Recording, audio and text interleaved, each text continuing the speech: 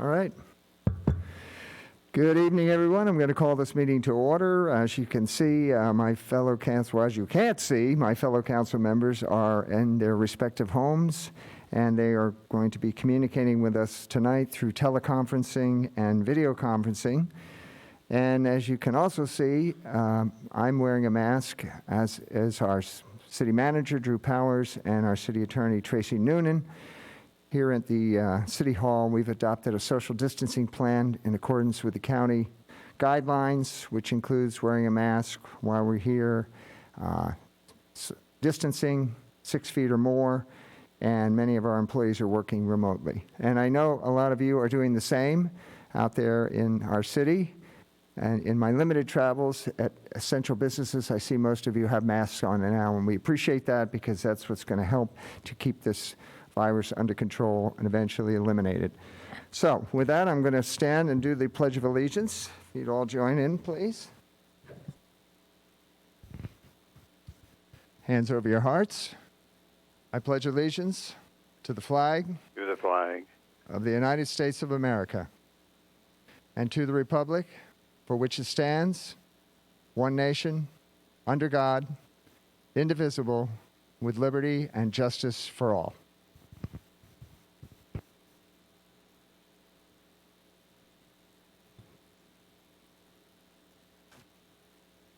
Now, if we may have the roll call, Ms. Rodriguez. Councilmember Engler. Here. Councilmember Jones. Here. Mayor Pro Tem Bill De La Pena. Present. Mayor Adam. And I am here. Thank you. Well, first up, let's go to our city manager, Drew Powers, to give us the latest update on the COVID-19 situation.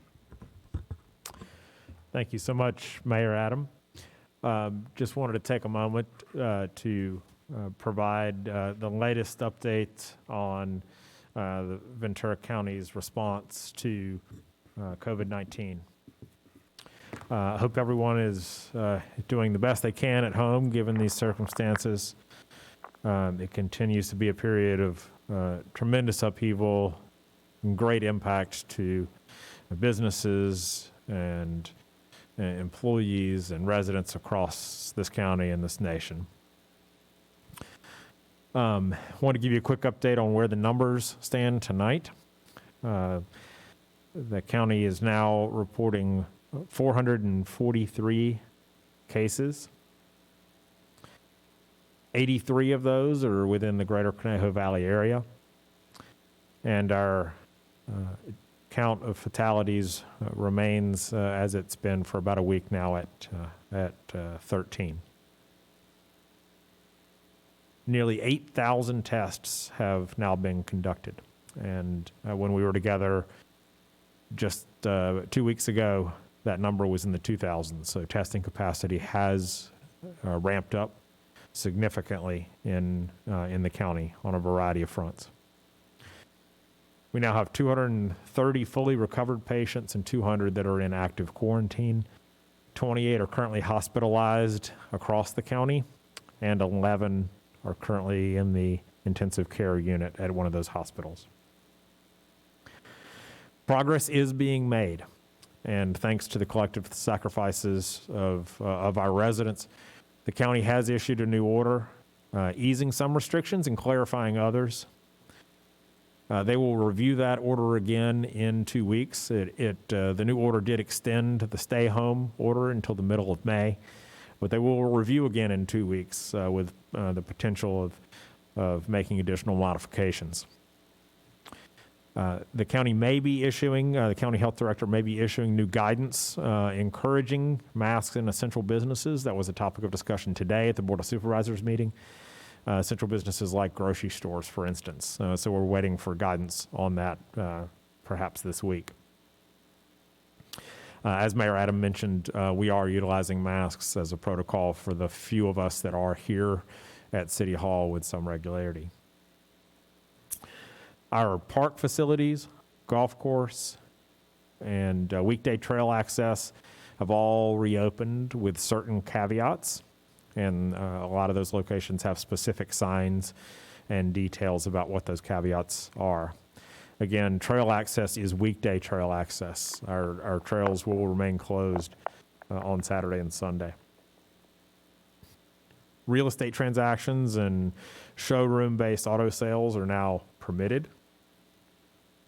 And our local biotech companies are engaged in the fight for therapeutic treatments, and Amgen is right at the forefront with many of those. The Conejo Valley Chamber continues to work very closely with our local businesses.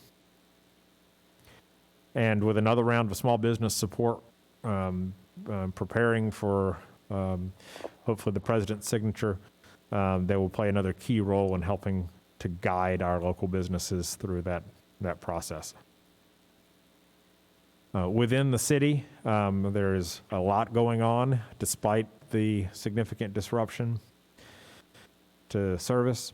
We are continuing to deliver core services to residents. We're continuing to process permits, inspect buildings, advance construction projects forward, and do what we can in our role to keep the economy moving despite the challenges we face.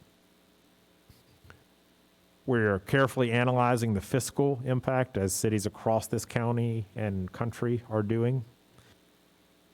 And we're thankfully in that better positioned than many agencies. And I'm sure folks have heard about the challenges facing some of the large cities to our south. We also continue to move agenda items forward. And tonight is a great example of how we're leveraging technology to keep people connected to their government and to continue to advance key items and move projects forward to keep our economy moving. As a reminder for what you can be doing, continue to stay up to date. vcemergency.com is the county-wide resource.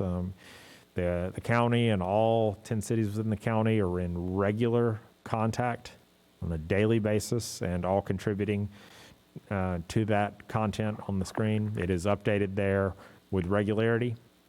They host press conferences that are streamed through that site on Monday, Wednesday, and Friday at 1 p.m. for those that are interested, with a variety of different content and updates from county health experts. Locally, we have toaks.org/COVID-19, and that's our regularly updated site for Thousand Oaks specific information.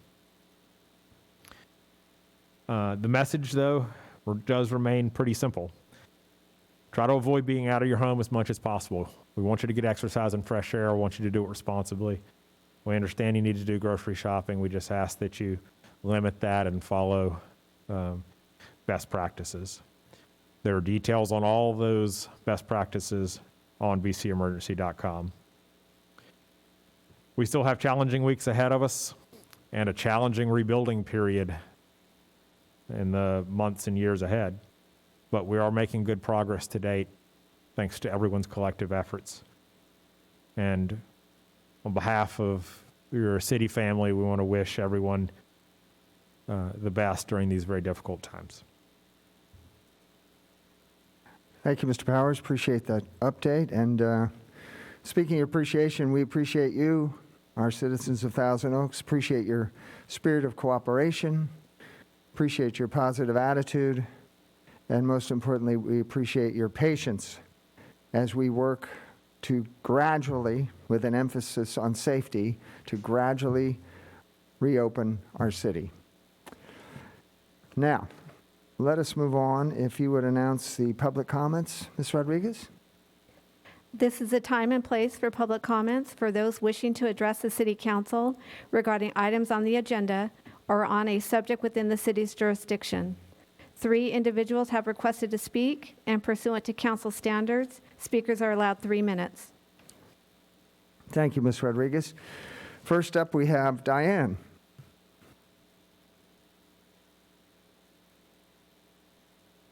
Diane?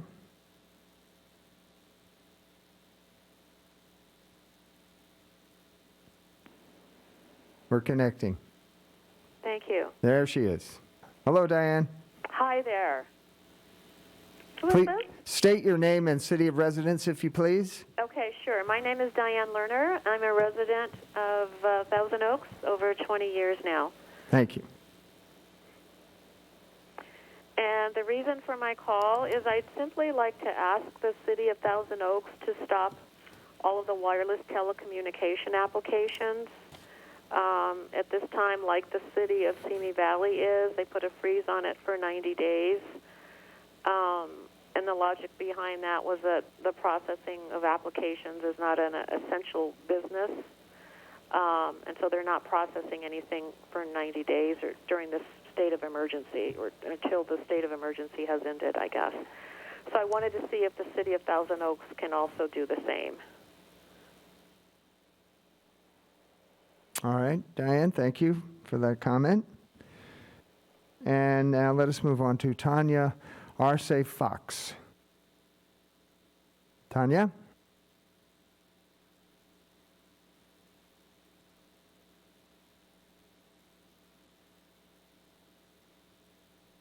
We're connecting.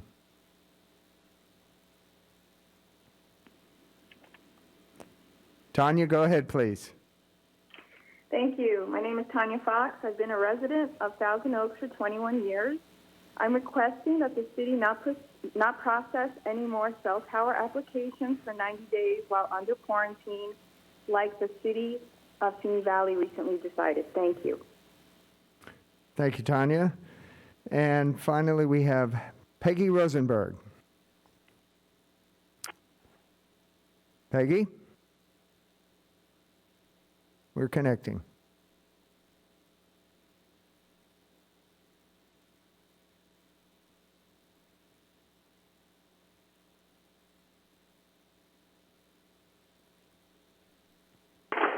Okay, Peggy, you're on. Hi. Hello. This is Peggy Rosenberg, and I'm a longtime resident of Thousand Oaks. And I am asking tonight that I requestfully respect that you, our city council leaders, please respect the needs, rights, and concerns of the residents of Thousand Oaks by implementing a freeze on all wireless applications until the state of emergency has ended. You're probably aware that the city of Simi Valley has done so, and I ask that y'all please do the same for the sake and safety of the population in your community. It will be much appreciated under the circumstances that we don't have the opportunity, as we usually would, to connect with our council members in the same way and bringing more information and more people. We hope that you'll respect this and act accordingly. Thank you, and stay safe. Thank you very much, Peggy. All right, that concludes our public comments, and I thank you all for phoning in. And now we're going to move to our consent calendar. Anything to pull, council members? Any questions? Yeah, Mr. Mayor, I'd like to have a little bit more input on item D, 7D. All right, 7D. And can I get a motion for the remainder of the consent calendar? Also move. Thank you, Councilmember Jones. So we're going to do a verbal vote on that. And Ms. Rodriguez will call the names. Councilmember Engler? Aye. Councilmember Jones? Aye. Mayor Pro Tem Bill De La Pena? Yes. Mayor Adam? Yes. That motion carries 4-0. Thank you. All right, Councilmember Jones, 7D. Yeah, I'd just like to find out, in the reading the item, it mentioned that the Rasnows are retaining this private road. And I just wondered, would that be any impediment to us in getting to those 58 parcels that we're going to vote to take over from the Rasnow property? Do we need that private road? In other words, do we need an easement on any part of that road? Mr. Heher can answer that for you. Thank you, Mr. Mayor and members of the council. The quick answer is that while it remains a private road, Casca has obtained an easement across the road for the trail. The trail is being rerouted across the acres, and it's approximately 80 acres of property. And so the trail is going to be rerouted going down the hill a little bit and then going across the road and then going back up and continuing to operate on the Los Robles Trail. So we do have an easement, and it will be specifically for trail access across the road. Excellent. And just one more question. I believe we divide our expenditures in Costco with the Canal-Regan, excuse me, the Canal-Regan Park District. Is That is correct. correct? This Yes. will be equally paid for by the city and the Park District? Right. So just to be clear, council already took action, and as well as the district took action on this matter a year or so, even 2 years ago now, where we appropriated about $500,000 for this total transaction. And the item tonight is frankly to reposition some of that money.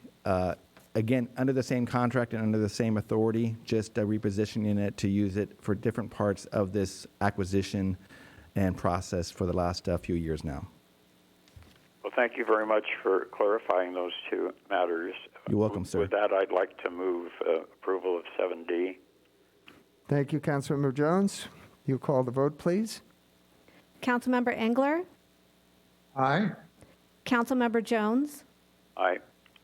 Mayor Pro Tem Bill De La Pena, Yes. and Mayor Adam. Yes.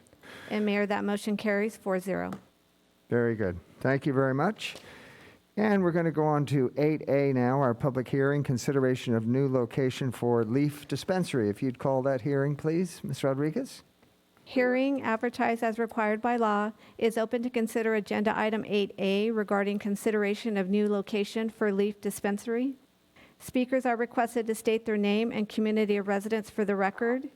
15 individuals have presented speaker cards, and pursuant to council standards, each speaker will have 3 minutes. The yellow light displays when you have 1 minute remaining, and that is it. Thank you, Ms. Rodriguez.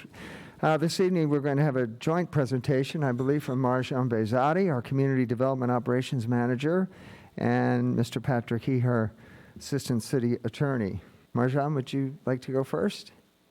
Sure. Good evening, Mayor Adam and council members. We're here tonight to talk about Leaf Dispensary's proposed location.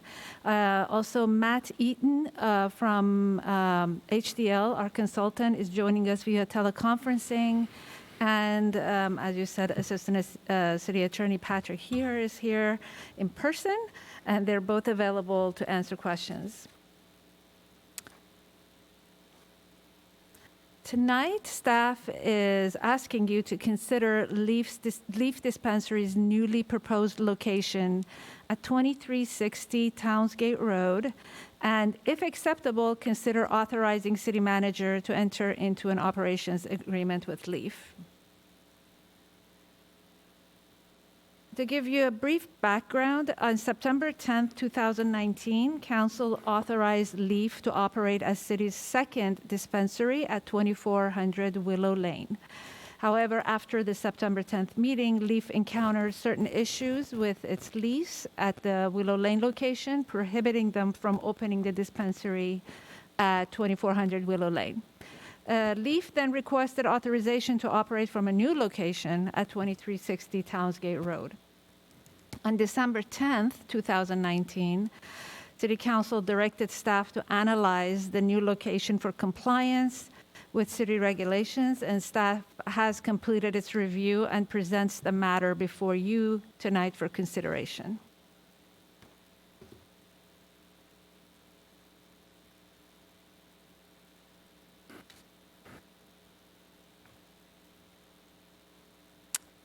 The subject location is on the south side of 101 Freeway and Thousand Oaks Boulevard, located between Westlake Boulevard and Hampshire Road, and is zoned M1 zone, which is considered industrial park. So the first step in the cannabis review process is location certification. Staff certified the new location for proper zoning and proper buffering from sensitive uses.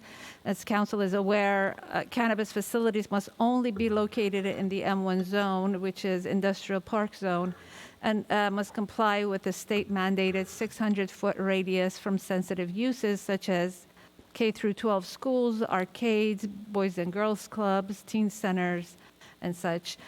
Following the location certification, city consultant verified that the proposed location also meets other city and state standards.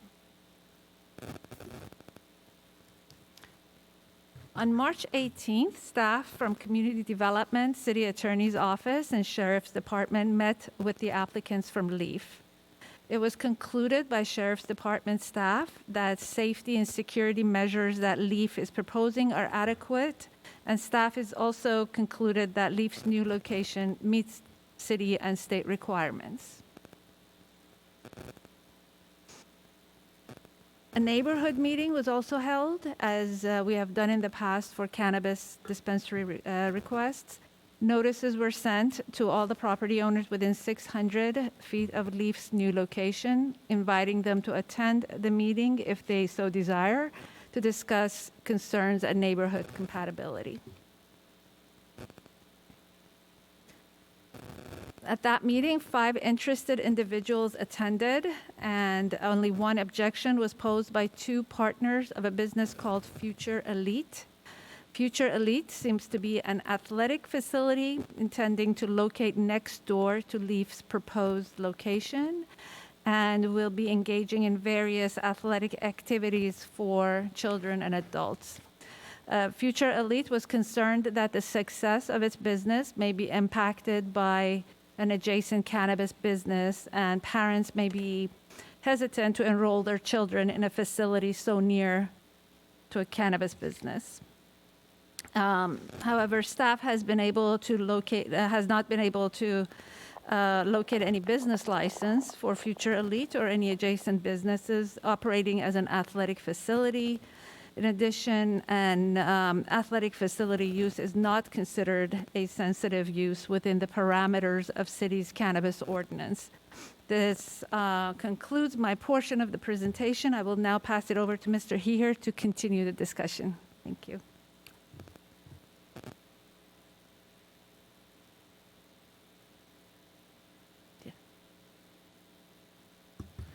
Good evening, Mayor and members of the council.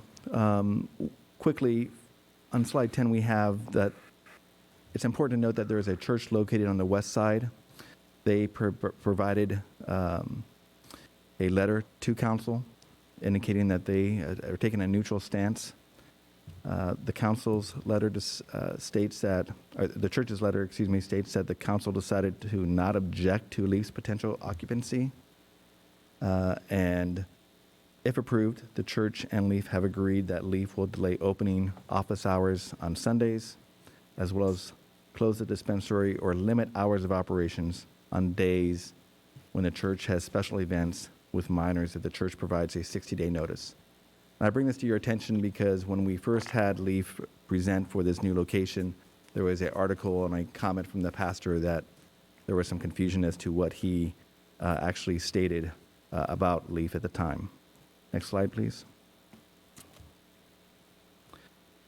So I do think it's important to go through some of the history, not just for council, but to remind the public of how we got to this place tonight, and the underlying reasons why the city adopted a cannabis ordinance.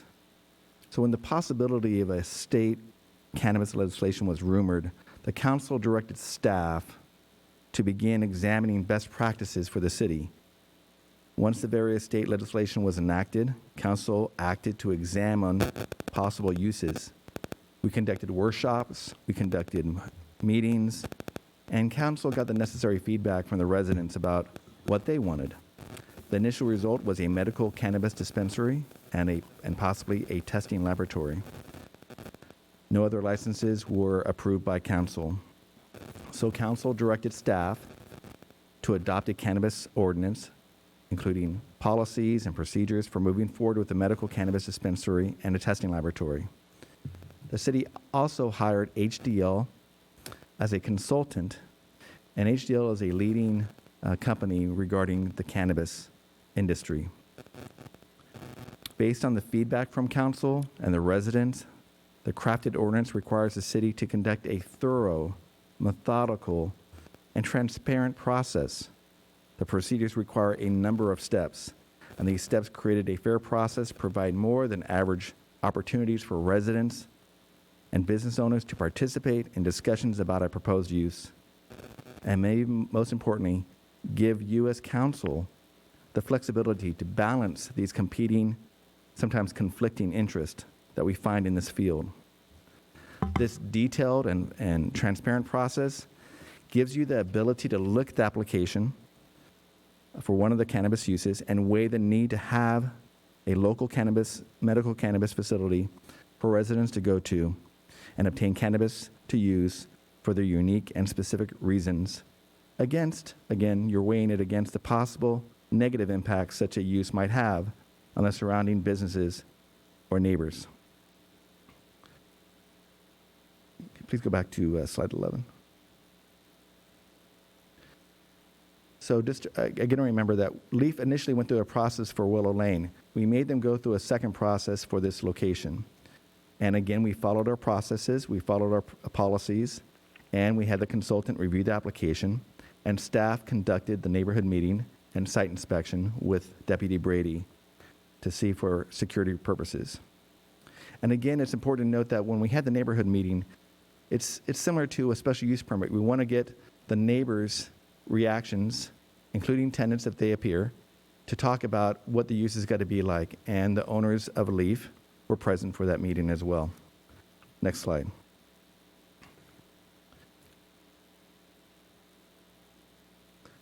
In review, the review process requires council approval of a permit to operate.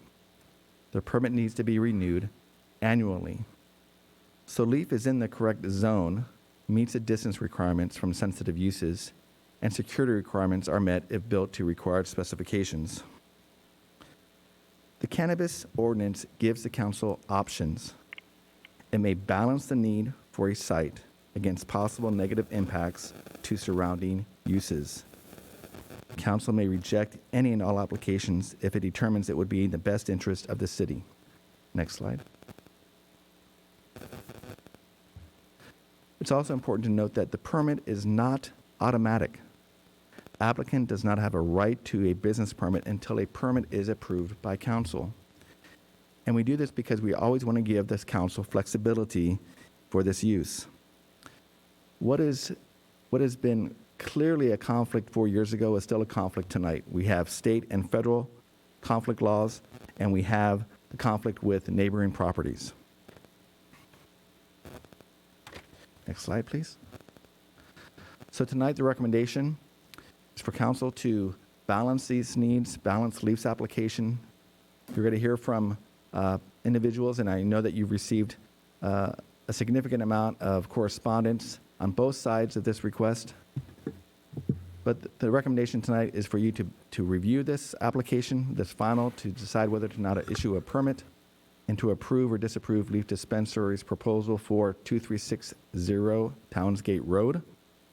And if approved, authorize the city manager to execute an operations agreement with LEAF Dispensary.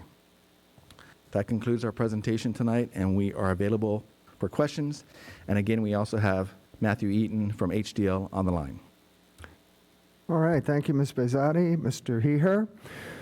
Okay, my fellow council members, do we have some questions? Mr. Mayor? Councilmember Jones. Yes.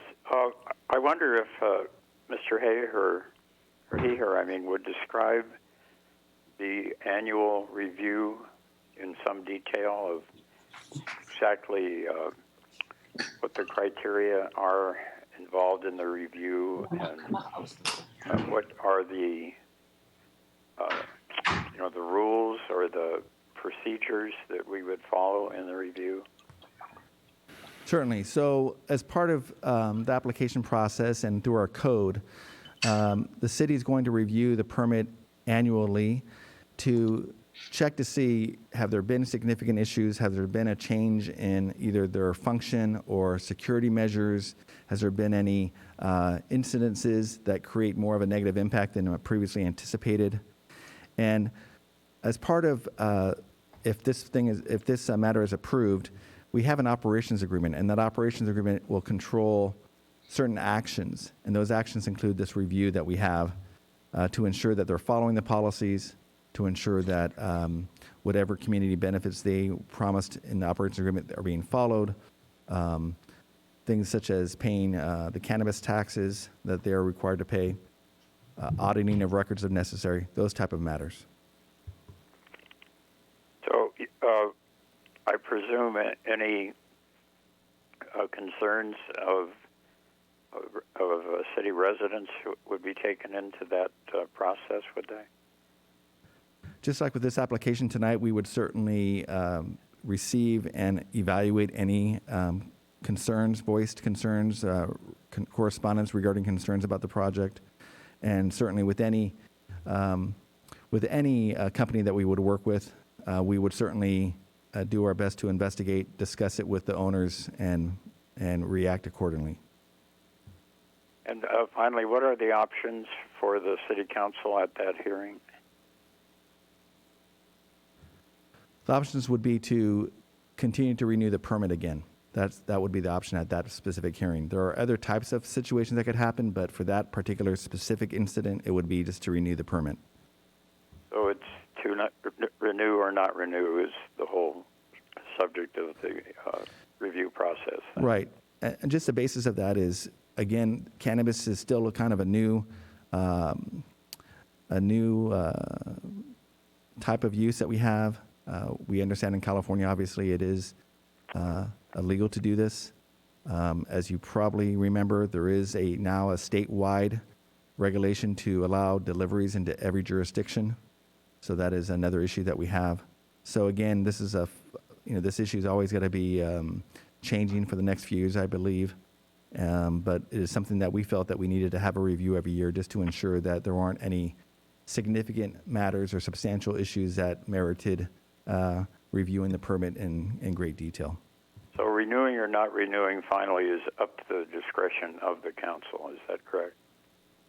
That is correct. Thank you. Thank you, Councilmember Jones. Any other questions?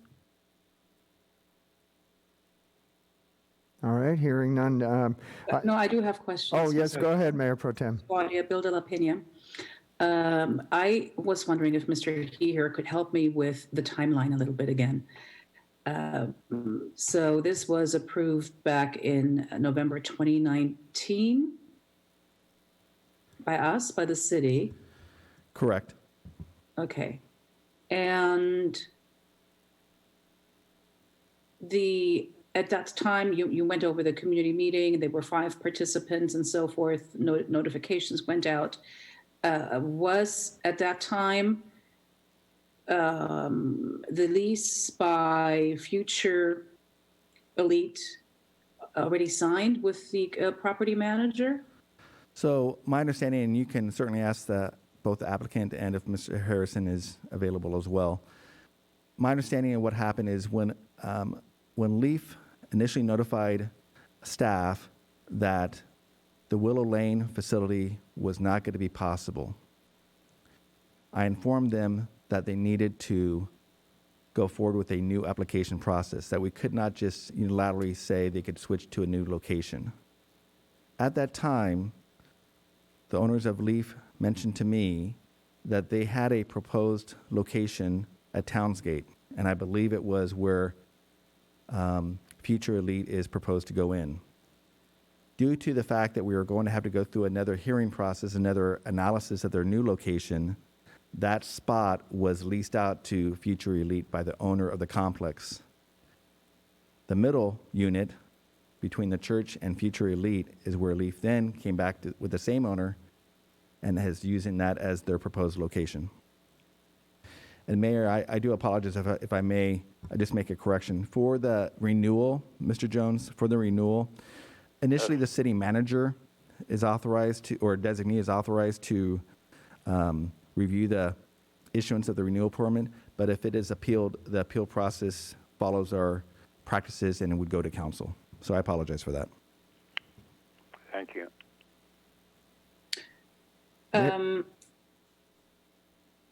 Okay, then, and then I also need to disclose an ex parte communication that I had with Mr. Burns, Paul Burns. I believe it was about a week ago, just expressing my concerns. And that's pretty much it. All right.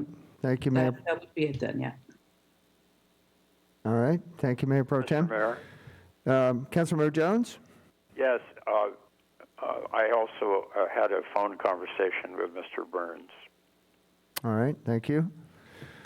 And this Councilman Engler, in full disclosure, I also had a conversation with Mr. Cohen, representing the Legendary Group. All right. Very good. Thank you, Councilmember Engler. Well, Mr. Mayor, I'm sorry about this.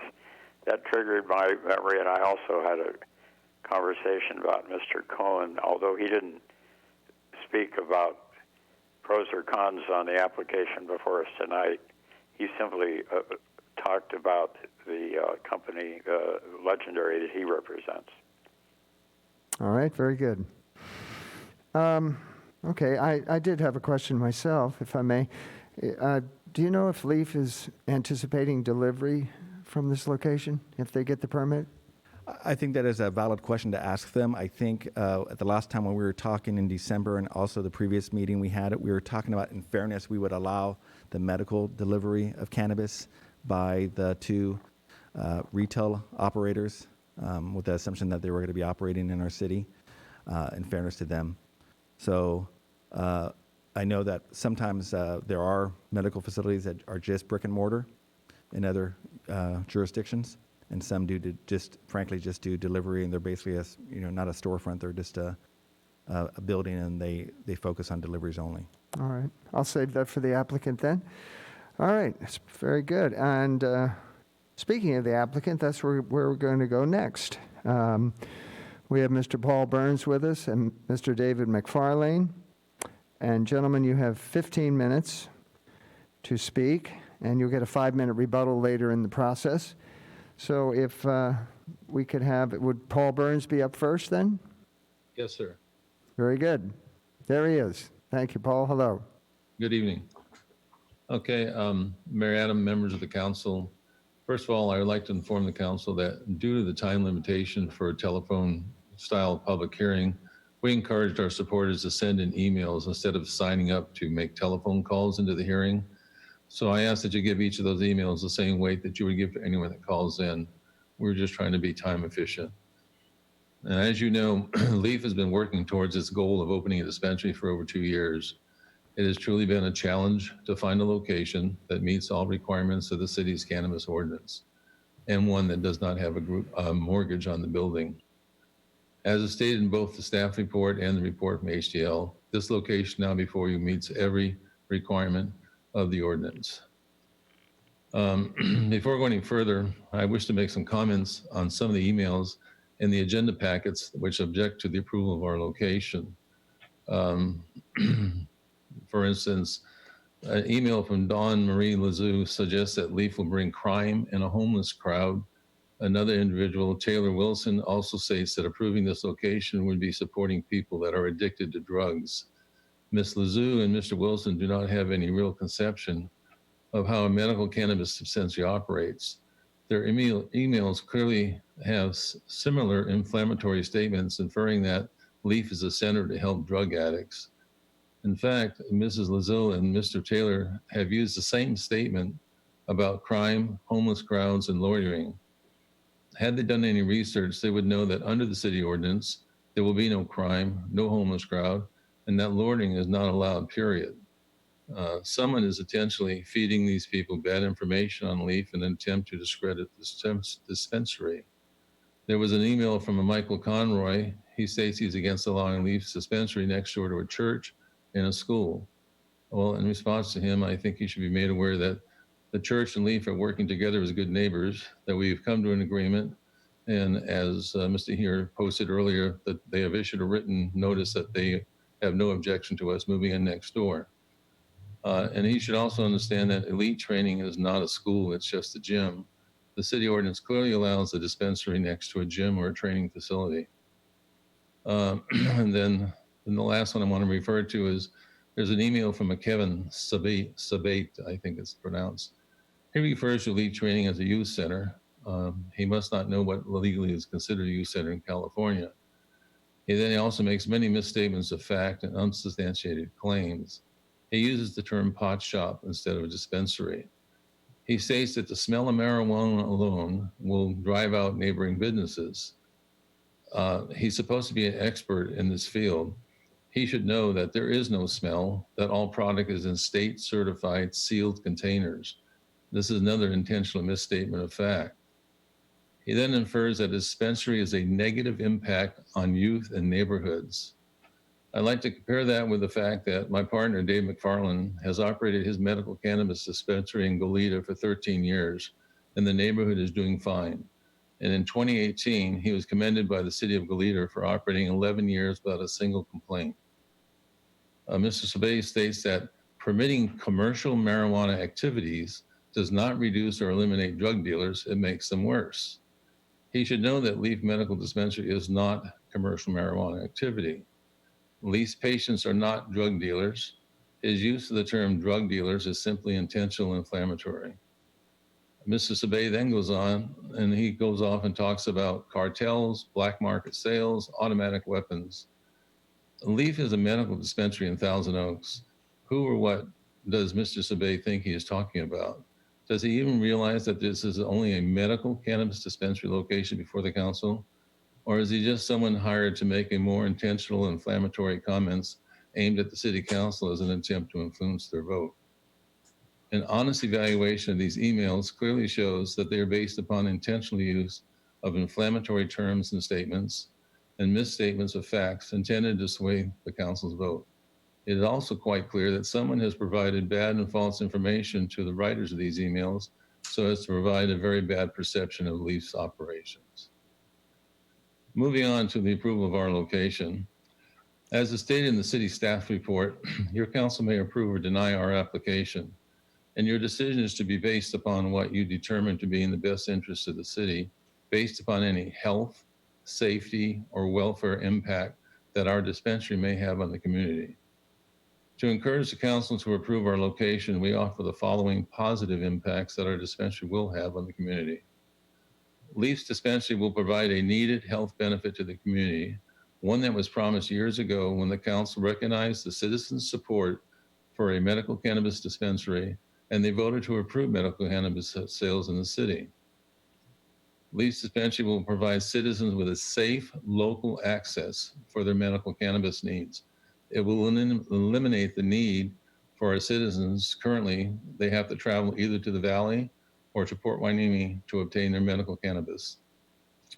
The welfare of the community will obviously benefit from the revenue generated by the city tax on cannabis sales. And then there is also revenue from the state sales tax. The welfare of the community will also benefit from the many jobs that will be created by us opening our dispensary. All of our employees will make above minimum wage, will get health benefits, and we provide uniform shirts for them. Thank you for allowing me the time to speak, and I am available to answer any questions. Thank you, Mr. Burns. Do we have David McFarlane next? Yes, I'm here. All right. Go ahead, sir. Good evening, Mayor, City Council members, and staff.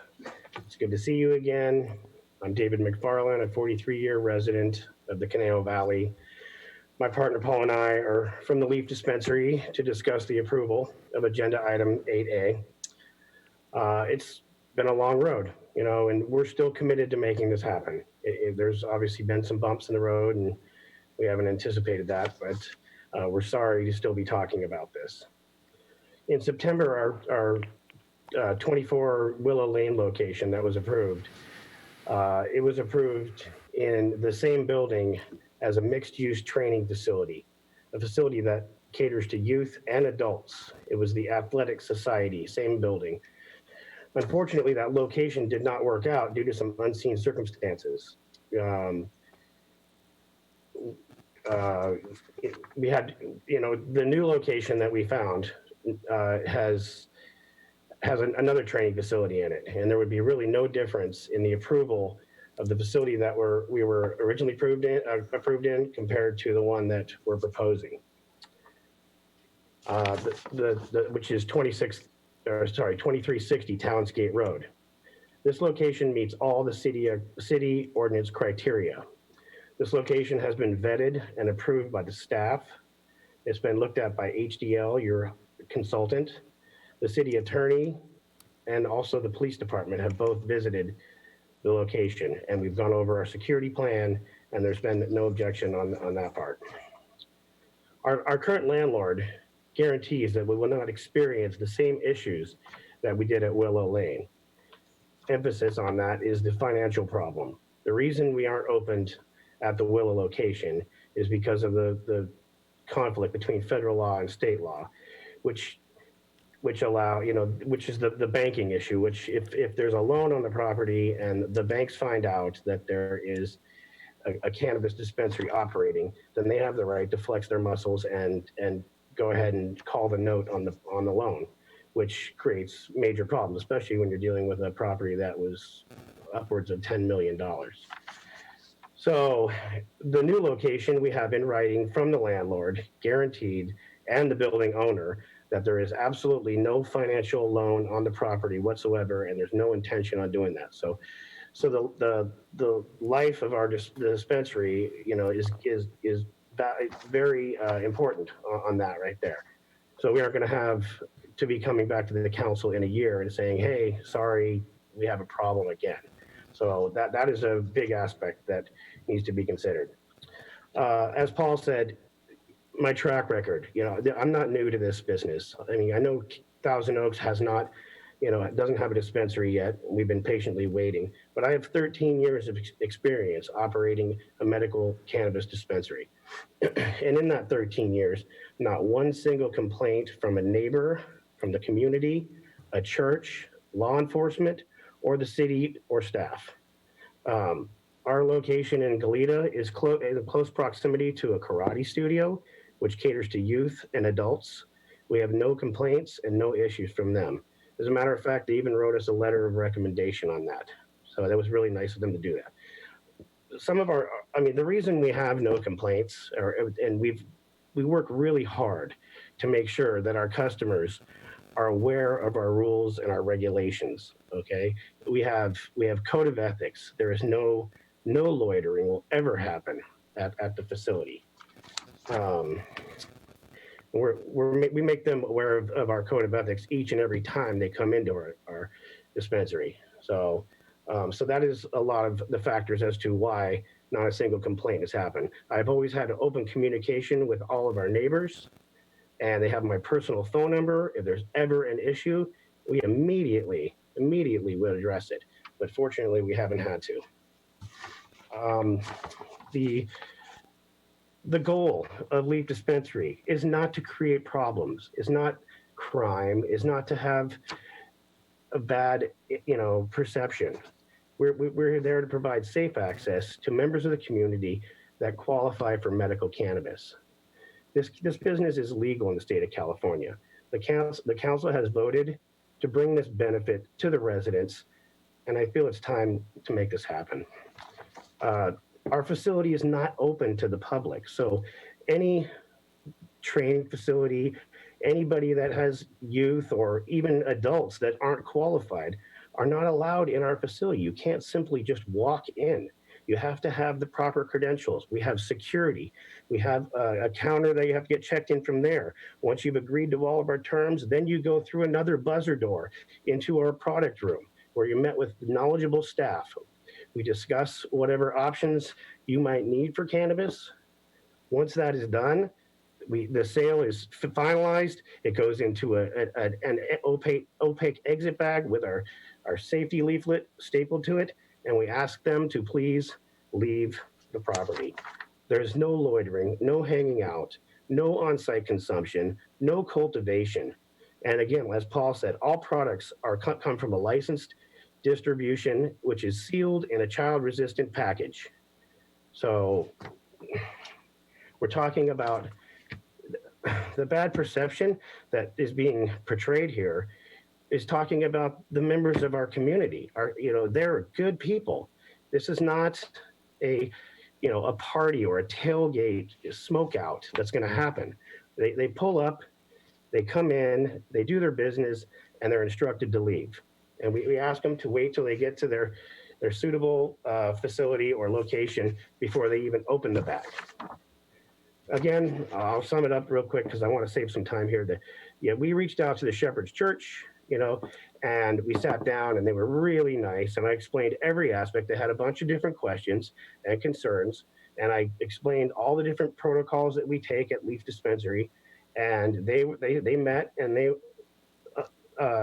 unanimous decision, voted to not object to us, which we thought that was going to be our biggest challenge. So, and we all know how the cannabis ordinance in the city of Thousand Oaks, how strict it is and how extremely difficult it is to find a location. So despite the Willow Lane location not working out, the Townsgate location, we're ready to move forward on it. So it meets all the ordinance requirements, and Paul and I are ready to bring this essential business to the residents of Thousand Oaks.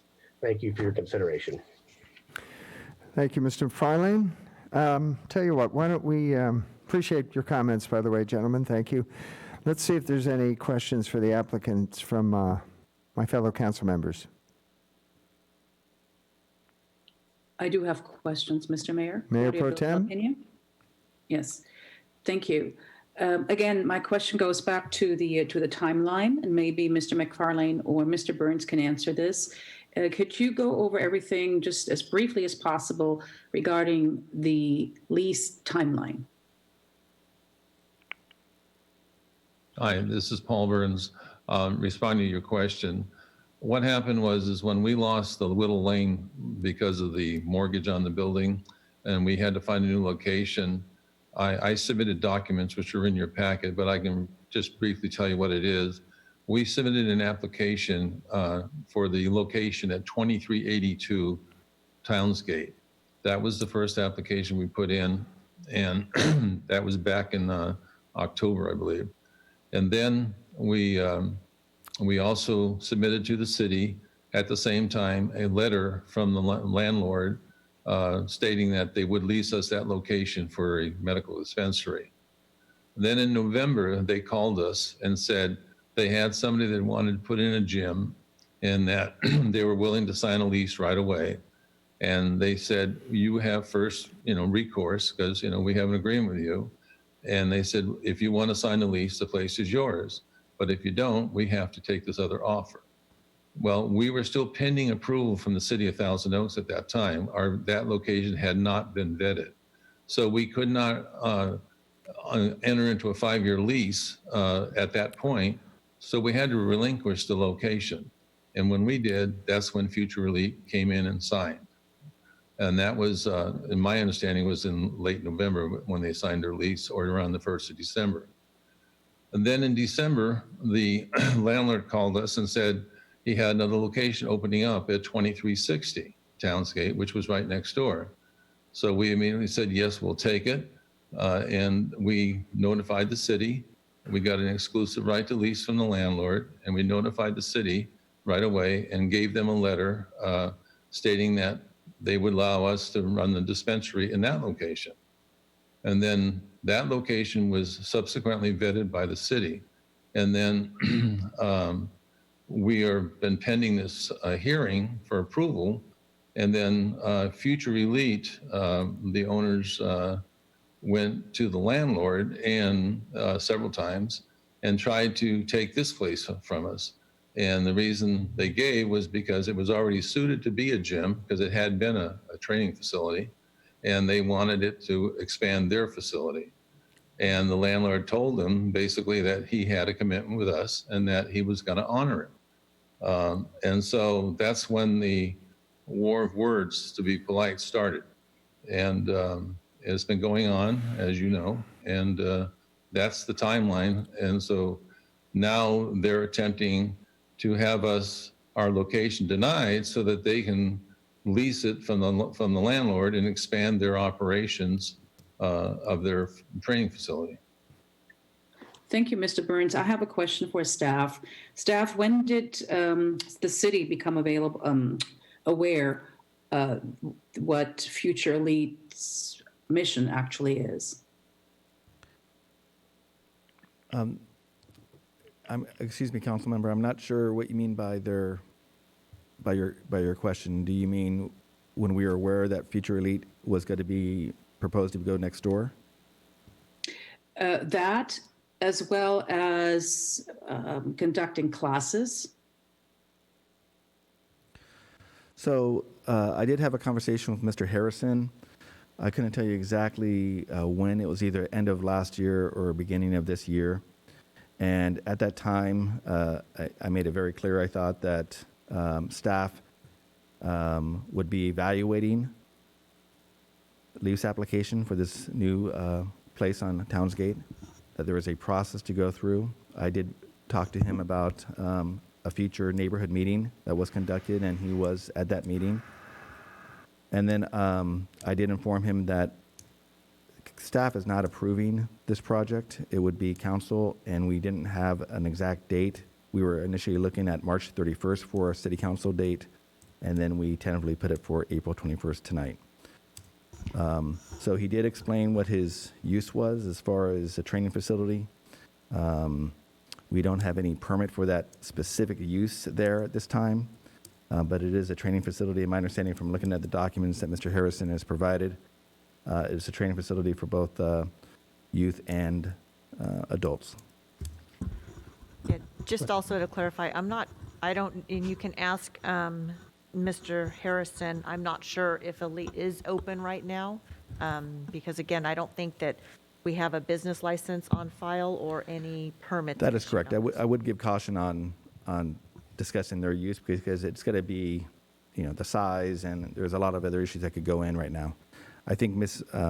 Bizzotti's comment was that we just didn't have any information as to what their proposed use was going to be as far as the size, et cetera.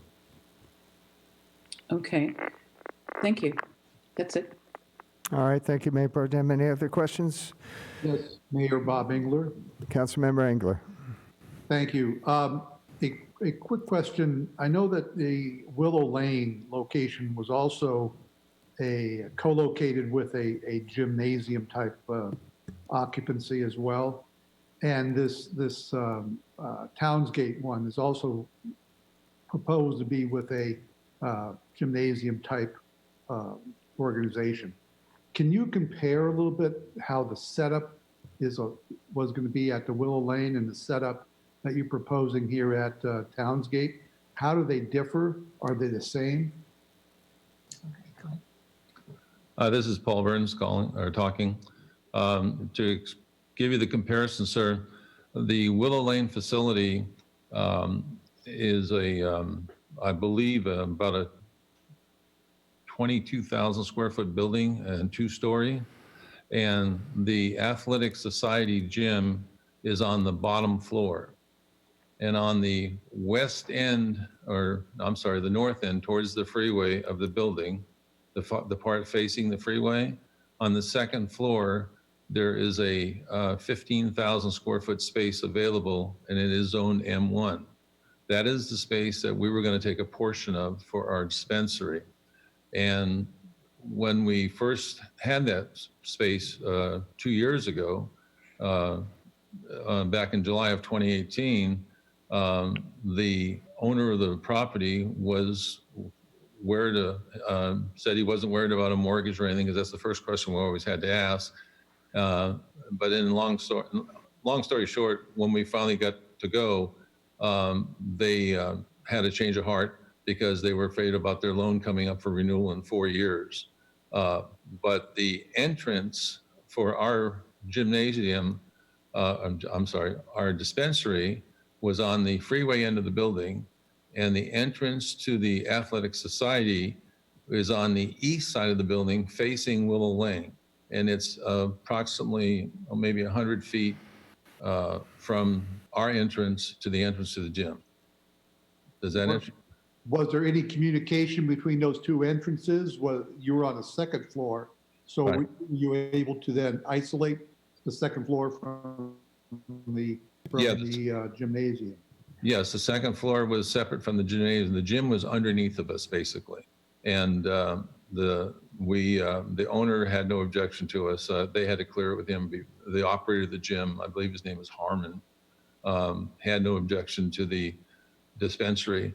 And the landlord who owns it is a company called, I believe it was called West Hollywood Investments, but don't quote me on that for sure, but something like that. And anyway, when we went recently, when we were given a permit by the city to go get our location going, then all of a sudden, because their mortgage is coming up for renewal in 4 years, they had a change of heart. And now the Townsgate location, how are the entrances? Well, the entrances are side by side. There's a wall separating them, like a divider wall coming out towards the parking lot. There are some photographs in the packet somewhere, I saw them. But basically, the entrance to 2382, the gym, is going to be on the left side of the wall. The entrance to our facility is on the right. Now, the training facility also has another entrance on what would be, if you're standing in front of the building, it would be to the left rear corner of the building. They have an actual door there that goes right into the training facility. And so I don't know if they're going to be using that door or not, but that door does allow them access. You walk through that door, you're right into the facility. So they have actually two entrances, the front door and then the side door. Okay, and then the church has sent you a letter that pretty much says they would prefer you not be open when they're doing their services or any time that they have children present. Is that correct? No, the agreement is they only have services on Sunday. Sunday morning. And we agreed that we would not open until 2:00, which is a little over an hour past their service time. They also have 2 or 3 events a year that they have families come in it's a special event for kids. And so we said, well, we'll close on those days with no problem. And they said, well, if we give you 60 days notice, I said, more than fair.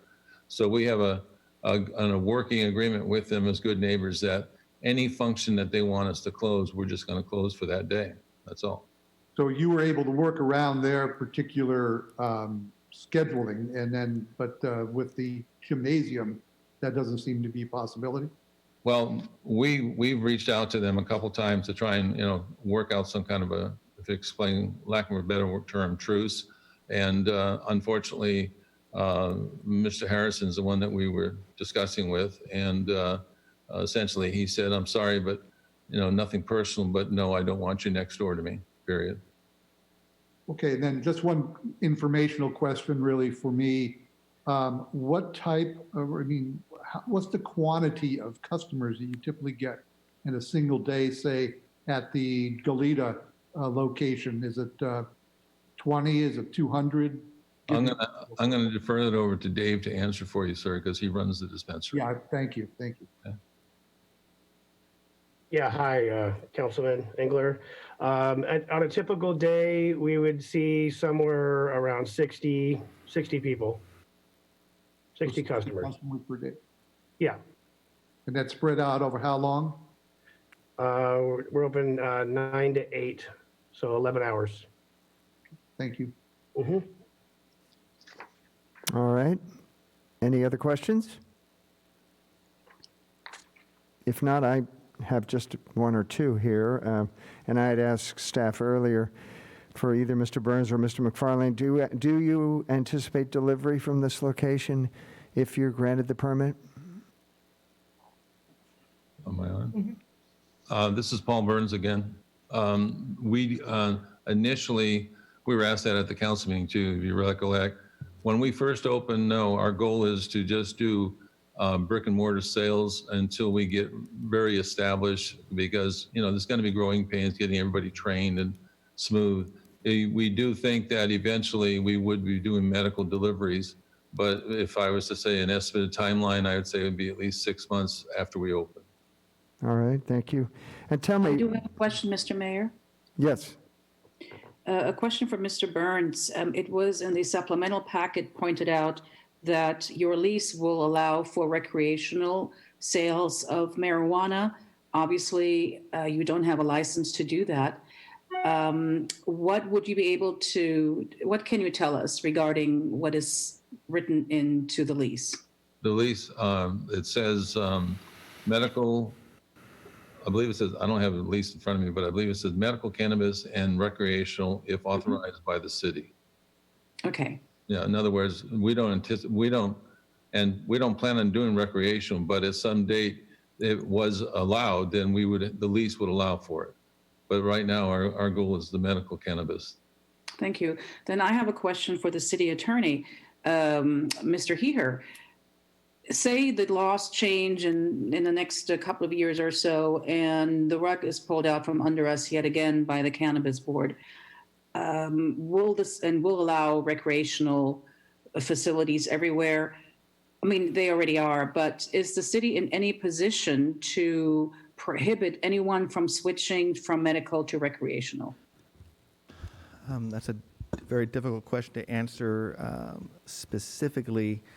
I will say this, as a couple of examples. With the COVID-19, there is a story I read from Massachusetts where the state determined that recreational or adult use cannabis retail facilities were not an essential use. And medical cannabis retail facilities were an essential use. Within a day or two, there was a 40% increase in requests for medical cards with a recommendation from physicians to get the medical cards. You are correct, though, in the sense of when we had the recent change to allow deliveries statewide, and that is being challenged in the court, and I did reach out to the attorneys in charge of that case last week. I have not heard back from them. When I last checked the status of that case, it was still in the preliminary stages as far as document review. So I don't have any status of our current case in California that is attacking the BCC's decision to allow statewide deliveries. But you are correct, like many things that we face, where there are situations where we go through a process and then there's a new regulation that changes that ability for us to regulate. As you will note that we initially were able to ban all uses, and we did so. And then we went to a decision to allow, of course, the one dispensary and one testing laboratory, and now we've done two. So currently, we can ban everything other than statewide deliveries. So that is still in our power. But again, as you note, it could change, and we would have to address that if it does happen in the future. But you are correct that it could change, and then our plans that we have done in the last 2 or 3 years, again, have to be modified based on those changes. Mayor Pro Tem Bill Delapena, if I could also add on to that. It also depends on what the state does. Like, for example, if the state, comes out with a law and says that cities may do that, well, then obviously we have our municipal code that only allows medical dispensaries and not recreational dispensaries. And we also have an operations agreement with for any dispensary that's operating in the city. And despite what the state does, I believe that our operations agreement is a contract for all intents and purposes. And it binds the operator on what they can and cannot do. So Mr. Heher is correct. It really depends on what action the state takes. But by having an operations agreement in place, I think it puts us in at least a better position to limit the types of uses that can be done on that site. And how often do we get to approve this operations agreement? Was it every year, or refresh my memory, please? I know you mentioned it earlier. So the operations agreement itself is, it's usually a 5-year with 2 5-year options. So that's how we were initially reviewing these. Again, we have to think of, we were trying to avoid having so many meetings on cannabis, which is ironic, frankly, but that was the reasoning behind it, was to have 5-year contracts, because as Mr. Burns has said tonight, and we've heard in the past, there is a process and an effort to make these facilities operate. And so we certainly are cognizant of that cost that goes into starting an operation of this size. Thank you. All right, very good. So what I am hearing from Leaf is that once you get your feet on the ground, delivery from that location would definitely be an option, and more than likely you would pursue that. And the lease states that you can sell recreational marijuana from that site, and the potential that if you ended up being allowed to do so, you might pursue that as well. Correct? The lease states with city approval. Exactly, with city approval. That's correct. We don't approve that at this point, but if something worked out, either state or citywide, you would also pursue that. Right, and we are I've reviewed the operations agreement, and it clearly, that's the binding factor. It's whatever we agree to in writing, that's a contract. And so we would be bound by that agreement. So if the city doesn't want it, then they don't have to allow it, period. All right. I have a question for Mr. Burns. I'm sorry, but as he mentioned about the agreement, wouldn't you say, Mr. Burns, well, I would assume that based on the agreement that your clients, your patients, really wouldn't go to a recreational facility because they're looking for a specific type of marijuana? They would, most people that come to a medical facility don't want to go to a recreational because they would rather have somebody that's trained to help them make a selection based upon medical needs. And in both of David's existing dispensaries, he has trained staff on hand all during operating hours to help people. A lot of times when patients come in for their first time, it's a whole new world.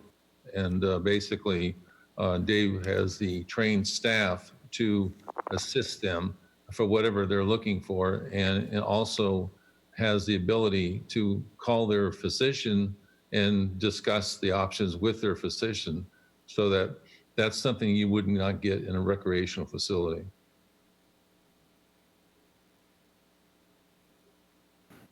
Any other questions, Mayor Pro Tem? No, thank you. All right, very good.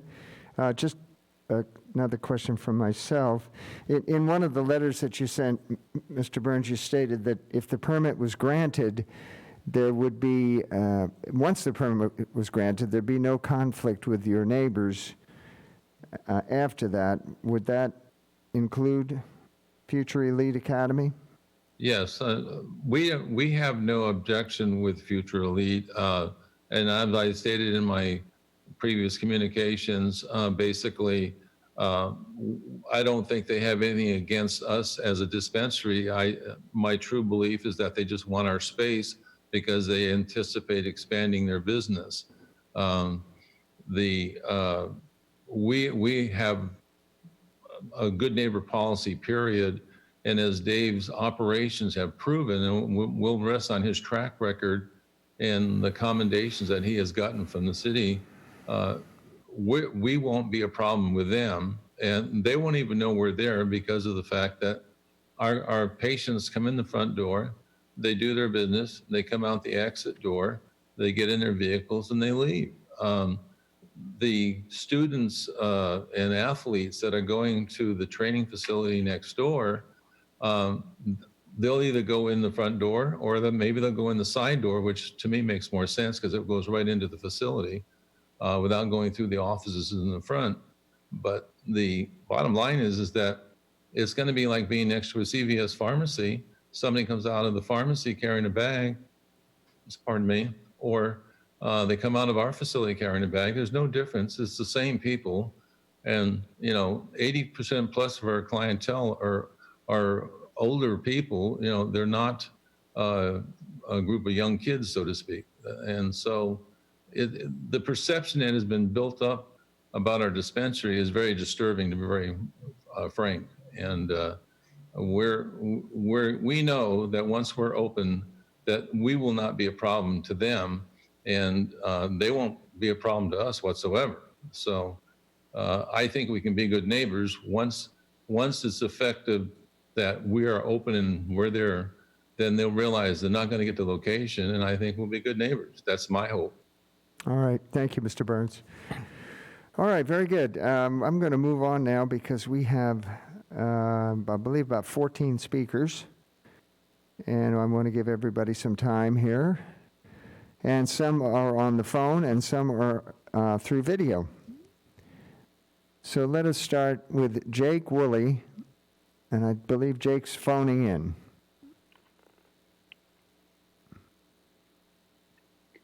Mr. Mayor, can you have the speakers also state their place of residence? Yes, I can. Thank you. We're waiting for a connection with Mr. Woolley.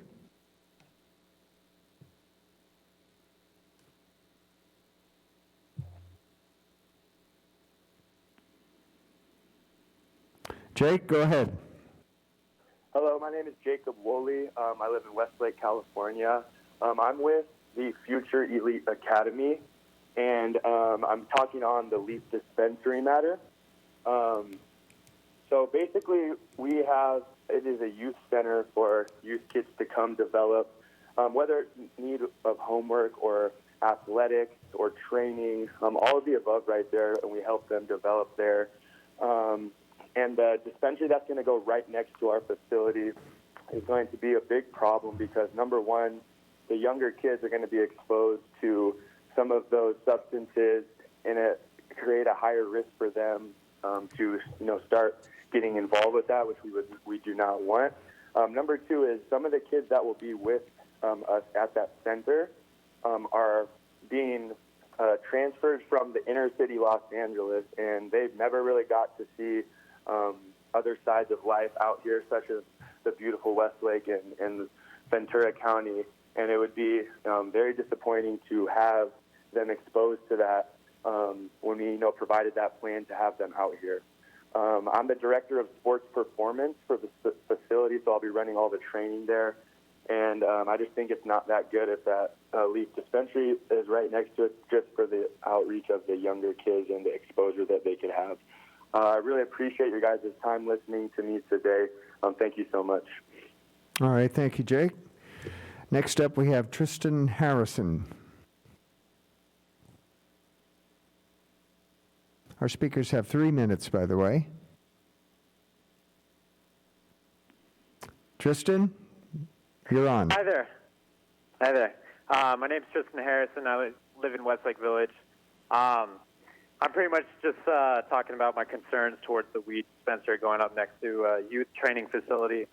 I work a lot in real estate in that area, and I know for a fact that a lot of those families that live in that area have kids, and they will be attending that youth training facility because they all play sports. They all do activities outside and whatnot. I can tell you from a financial standpoint that a weed dispensary going in that location will definitely decrease the market value of those homes in that area, along with families moving into that area, so there won't be a lot of population growth. That's pretty much all I have to say, but I just wanted to express my concerns about that weed dispensary. Thank you, Tristan. Next up is Sarah Armstrong.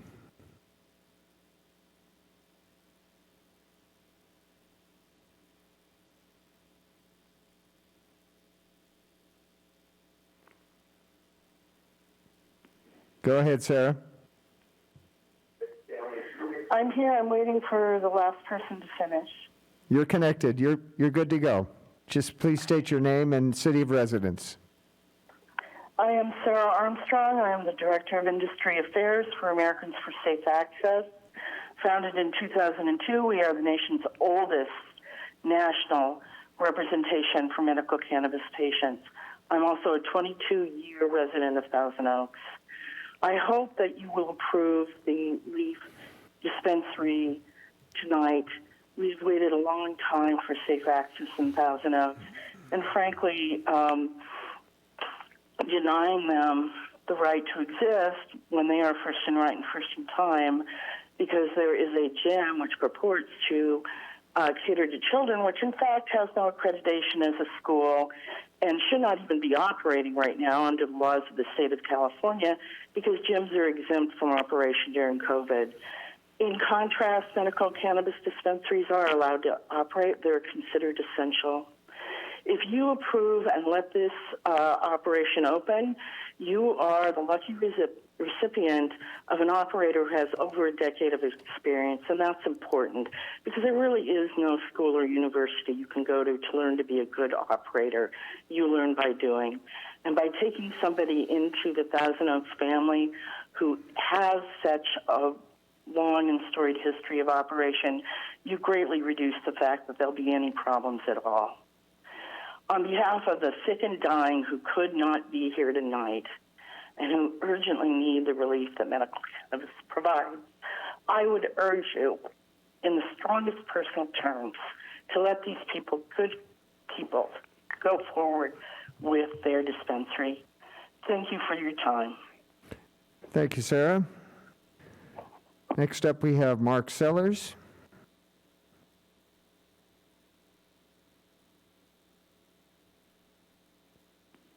Mark, you're connected. Go ahead, please. Yes, hi. It's Mark Sellers. I'm in my personal residence right now, which is in Thousand Oaks, and I'm with the Jackson Titus law firm that has been retained by the Future Elite Academy, and they have informed me that they have a very unique approach to the education of minors. And let me tell you, it is nothing like the Athletic Society where I'm a member. The Athletic Society is 90% of the members are probably 50 years of age and older. They have pools and all sorts of programs, and it's nothing similar to what the Future Elite Academy is going to do here. First, I'd like to mention that the investors have spent over $1 million so far in securing that location and improving the site. Unfortunately, they were about ready to open when the lockdown occurred, and not a lot has happened since then. That investment is now in serious risk, as I think common sense will tell you it's a perception issue. Parents simply will not sign up their children if the Leaf is allowed right next door a few feet away. And that's clearly a negative impact of this proposed use. There will be around 200 young minors in the facility each day, and they will participate in both schooling and recreational activities. It's our feeling that this retail cannabis shop is not in compliance with the city codes. The Future Elite Academy is a private facility primarily used to host recreational activities for minors. That is the definition of a youth center under the Health and Safety Code that is referenced in the city's definition. And neither the state's or the city's definition say there can be no sports training or sports activities in a youth center. That's simply not what happens in boys' clubs and girls' clubs throughout this country. Under such code, the business cannot be located within 600 feet of a youth center, and this is clearly next door. In addition, the codes say the business cannot be located within 600 feet of any private school providing instruction to students in the grades K through 12. The Sylvan Learning Center is within 600 feet of this site. Sylvan is the largest private employer of certified K through 12 teachers in the world and conducts personalized instruction to local K through 12 students. In addition, there's a ballet school that's located close nearby. I also refer to the state law in the cannabis regulations that says basically the protection of public shall be the highest priority by all licensed authorities like the city in licensing of a cannabis business. Mr. Sellers, your time is up. However, I had a question for you, if I may. Sure. When it comes to youth center, you know, the definition I have in front of me here is that they host recreational and social activities for minors. It's a membership organization with clubs and social services, teen club facilities, that type of thing. As I understand it, FEA was primarily athletics. Isn't that different? You're going to have to ask them. They have a far better idea of how they're unique and how they're going to get involved with their members' lives, not only in sports and athletics, but other aspects of their schooling. My point was just that the athletic club has nothing similar to what the approach that the Elite Academy is going to use. All right. And just one other quick question. The Academy does have a signed lease for this location, do they not? Yes. All right. Thank you. Yes. Okay, very good. Mr. Let us Mayor- go on now. Mr. Mayor, if I may just jump in really quick. Mr. Powers. Just want to clarify before we get too far afield on some of the comments that are out there. And because it's important and relevant as the item that's before you. From the city's standpoint, it's been stated several times over, we're talking about a proposed use in the adjacency. So the use, it's currently not an approved use in that location, and nor do we have a business license or any of those components that would go into operating. So I just want to, not suggesting that the use is not going to eventually go in there, but as we talk through this, want to make sure that that's clear to everyone that's watching and listening tonight. And Mr. Heher, if you want to add to that at all. Sure, that would be correct. I mean, when we reviewed Mr. Harrison's comments and when I met with him, he did talk about this location. We did start to investigate it just to see what we had. We initially had some difficulty because of the name. Ironically, Leaf is going into a place that was operated by Elite Fitness, so we had some of this confusion there. But at this point, we do not have an application, so it's difficult to say exactly how it's going to operate. I have to say that we have looked at the website, and the website does indicate both adult and children could participate in this training facility. All right, very good. Thank you for that clarification. Let us move on now to Nicole Napabedian. Nicole's going to come to us on video, I believe. Yes. Can you hear me? We got you. Hi. Hi, how are you? Good.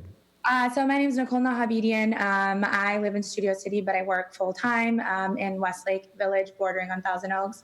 My boyfriend and his family grew up there. If there's a confusion, I would like to say first on, I drove the branding and marketing, so I know the company's model very, very well. I would like to stress time and time again, this is an academy.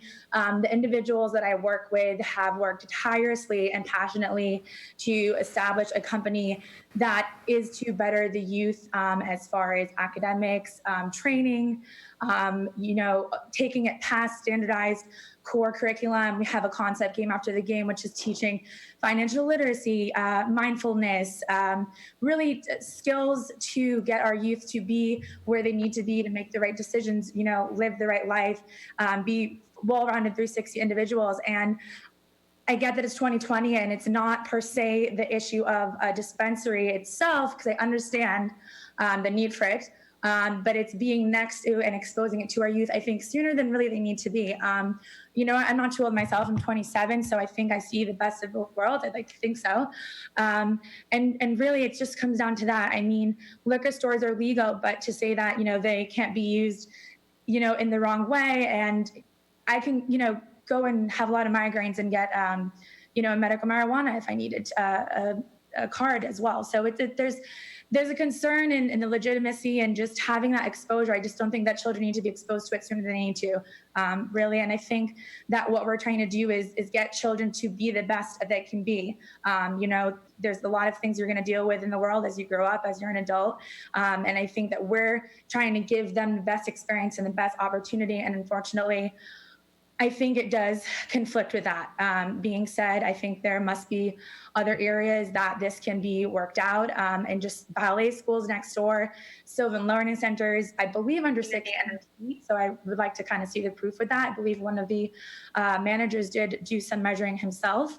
You have the church as well. I think there's a lot of factors that just really need to be seen as a bigger picture and not against the dispensary itself, but the surrounding areas, the neighborhoods, and the individuals who will be attending and involved.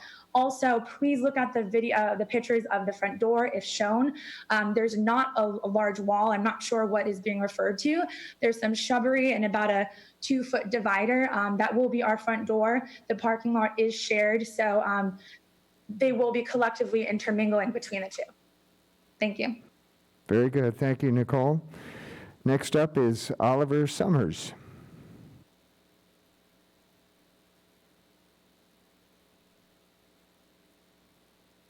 No? All right. Oliver's not going to be speaking this evening, so let us move on now to Aaron Garcia. Hi, guys. Can you hear me? We got you, Aaron. Go ahead. Okay. So my name is Aaron Garcia. I am a resident of Moore Park, California. I have extensive background in baseball. I have a short past with the New York Mets in the minor league system. I lived out in the state of Florida for a couple years, trained minor leaguers, trained major leaguers. I came back about 7 years ago into Westlake, Thousand Oaks, Moore Park area, Moore Park home. But I immediately started working with Oaks Christian High School. I coach the Oaks Baseball Academy, which is the group of children that is below high school, getting them ready for high school. After Oaks Baseball Academy, I moved to West Coast Baseball, which we just filed a dissolution last month. And I also work with Ventura County Baseball Academy. And all of these academies and these baseball programs are designed to teach youth baseball how to get into high school baseball, and then from there move on into college and ideally hopefully pro. But we really focus on the youth. Right now I've got teams that are 18U, 17U, 16U, 15U, 14U, and 13 and 12 are going to be building pretty soon here. I spoke with Mr. Harrison, and we decided that involving the baseball academy into the future elite academy is something that we definitely want to do, which I love. So we filed, my partners and I filed a dissolution for West Coast Baseball. We're going to now be partnering with the Future Elite Academy as Future Elite Baseball Academy, which all of my youth players will be attending. What they do is they attend 2 practices at the baseball field per week, and then they attend 2 practices at the training center per week. All of them are underage. Once they get into college, then they go on their way into college. I get that the dispensary has come a long way, and I really want to applaud everybody that's working so hard, and in the city as well, for trying to advance all of us together. But I really hope that Leaf has everything that all the details put together, and they're going to be nice and safe and friendly for our community and helpful. My problem is we just can't promise that. We know that as soon as as soon as anybody leaves that facility, they're on their own. Okay, but the fact is they are there. They're going to be with my children. I'm going to have 75 players minimum starting. The moment this is released. Our quarantine is released. We're going to have 75 players going 2 times a week. That's 150 training sessions after school hours. I just can't help but think that the Leaf Center the business would not be phased by our training facility, our youth center, but our youth center will 100% be affected by the Leaf business being next door. I just can't help but feel that way. So, all right, Aaron. That's what my concern is today. Thank you for sharing. Thank you, guys. Very good. All right, next up we have Brock Tybin. Brock? Hey, guys, how you doing?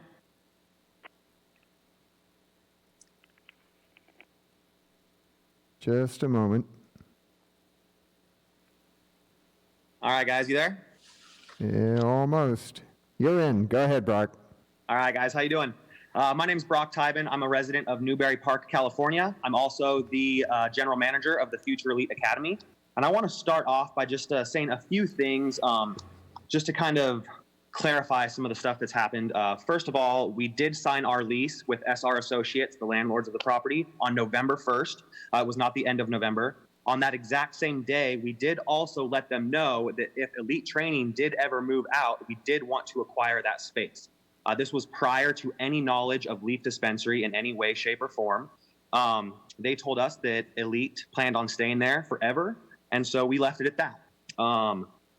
We did also find out that during that time, they kind of let Leaf go into an agreement. Once we did find out, we got a lot of feedback from parents initially asking why we would be opening up next to a dispensary before we had any knowledge of so. We came to the conclusion that obviously the landlords did want to rent the space out, and we were asked a little bit prior specifically not to refer to ourselves as a youth center, and we kind of realized why now we were asked not to do so. Also, I am the employee myself that did go out and do the measurements between our facility and Sylvan Learning Center, and it is absolutely within 600 feet in a straight line. For anyone that did those measurements and says that it's over 600 feet, I would love for them to come out and show me the proof in person. Couple other things to touch as far as like social clubs and things of that nature. We do have a 7-on-7 football team that is 13U, so that's age 13 and under. We actually had them competing for a national championship this year up until this COVID-19 pandemic hit, at which point, obviously, our season ended and it's no longer. But those kids will continue to train in our facility every day, and they are one of the social clubs that is a part of our community and helps define us as a youth center. Also, Darnay Holmes is one of the upcoming NFL draft picks. He is launching his mentorship program through the Future Elite Academy with us, and he's going to be doing that to help mentor and guide all of the youth in our community to shape them into not only just better athletes, but better humans as well. I think we can all appreciate how important that really is right now. And kids, I mean, they're so susceptible to either going one direction or the other, and we really want to help shape and guide these kids to making the right choices and just becoming absolute amazing people and amazing leaders in the future. Other than that, Athletic Society, we were kind of compared to Athletic Society. We are different than them. They do not have any sort of mentorship program. They don't have any sort of 13U football team, no baseball teams, no sort of youth-specific, training or teams or social clubs or anything of that nature. And we really are a youth center, to be honest, and we have a very, very impact to the youth. We're very excited to bring a lot of positivity to our community. Okay, Brock. And I just don't think that a dispensary is going to be in any way, shape, or form a positive thing next to us. All right, Brock, thank you. Thank you. Next up, Sheldon West. Hello, can you hear me? We got you. You're on, Sheldon. Awesome. Hey, my name is Sheldon West. I am a resident of Moore Park, California. Out of junior college at Moore Park College, I received a full athletic scholarship to attend the University of Colorado to play football. So, I grew up in this community, and I know the people here. I know the upstanding citizens that live here, and I understand, and I want to say first and foremost that I'm not here to publicly bash the Leaf Dispensary by any means. I respect all business owners and their endeavors and how hard they've worked to make their dream come into fruition. But when it comes to, the youth of this community, I'm concerned about having a dispensary right next to the academy. The Future Elite Academy is a training facility and, most importantly, a youth and teen center for the kids in the community, to do homework, practice their craft and their respective sports in a safe place to go and have fun with others, their peers, others around their age. We provide opportunities for these kids to better themselves, both academically and athletically, as well as giving back, in many different philanthropic events over the course of the coming years. Having this dispensary, I feel like, next door will discourage parents from sending their kids to the academy because, the dispensary and the stipulations that come along with marijuana. I like Nicole said, I understand that it is the year 2020, but the fact of the matter is parents would not like to send their kid if they're literally within 6 feet of a marijuana dispensary. The fact that, I heard this brought up throughout the city council meeting tonight, that this is for medicinal use. And, that doesn't settle me at all, because you can go to any, doctor and get a prescription for a medical marijuana card down in Venice Beach for, X amount of dollars with, a made up injury or illness. So, just to close it off, this powerful and prolific, upstanding community that I've grown up in and my counterparts have grown up in, and many different successful business owners and people that have grown up in that raise their kids, want a conducive environment for years to come. And, I appreciate you guys giving me the time to speak, and thank you for your time, and please stay safe during these times. Thank you. Thank you, Sheldon. And next up, we have Taylor Wilson.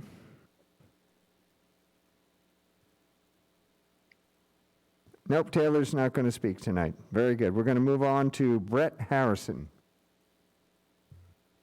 Hello? We got you, Brett. Okay, how are you guys? Good, go ahead. Good, thank you, and I appreciate you giving me the opportunity to speak tonight. I want to say thank you to the mayor and the council members for all your hard work during these rough times, and I know that it can be very difficult, and I support you in all of that. Your city. My name is Brett Harrison. I am the CEO and one of the founders of the Future Lead Academy. Future Lead Academy is located at 2382 Townsgate Road in Westlake Village. The Future Lead Academy is a youth training and development center focusing on the development of our local youth. Our company was built to help our youth in such areas as elite academics, elite athletic training, mindfulness, leadership, financial literacy, and speaking engagements, as well as the recruiting process to get to college. Our entire focus for the Future Elite Academy is to develop our youth to become incredible humans in mind, body, and soul. We are not just a gym. We are not like a Gold's Gym or something like that. We are a youth development company and academy specifically focused on making these youth at such a prime age to make the right decisions in life. We have partnered with people like Darnay Holmes to start a mentorship program to help our youth become greater. We will be a facility that will be open 7 days a week. We will be having 200 to 300 kids per day between the ages of 8 and 18 in and out of our facility, not just to train, but to also be involved in seminars where they will learn these critical aspects of being a perfect human being, such as how to shake hands, how to ask for help when they're in dire need of help, how to help with their mental fitness as well as their physical fitness. They will have mentorships inside our program. Their parents will be able to drop them off on a Saturday or a Sunday for a game film with their other teammates. They will congregate inside our facility in our kitchen, on our couches, and watch game film, and they will be a part of all that together. That is a youth center. By all means, that's what we are.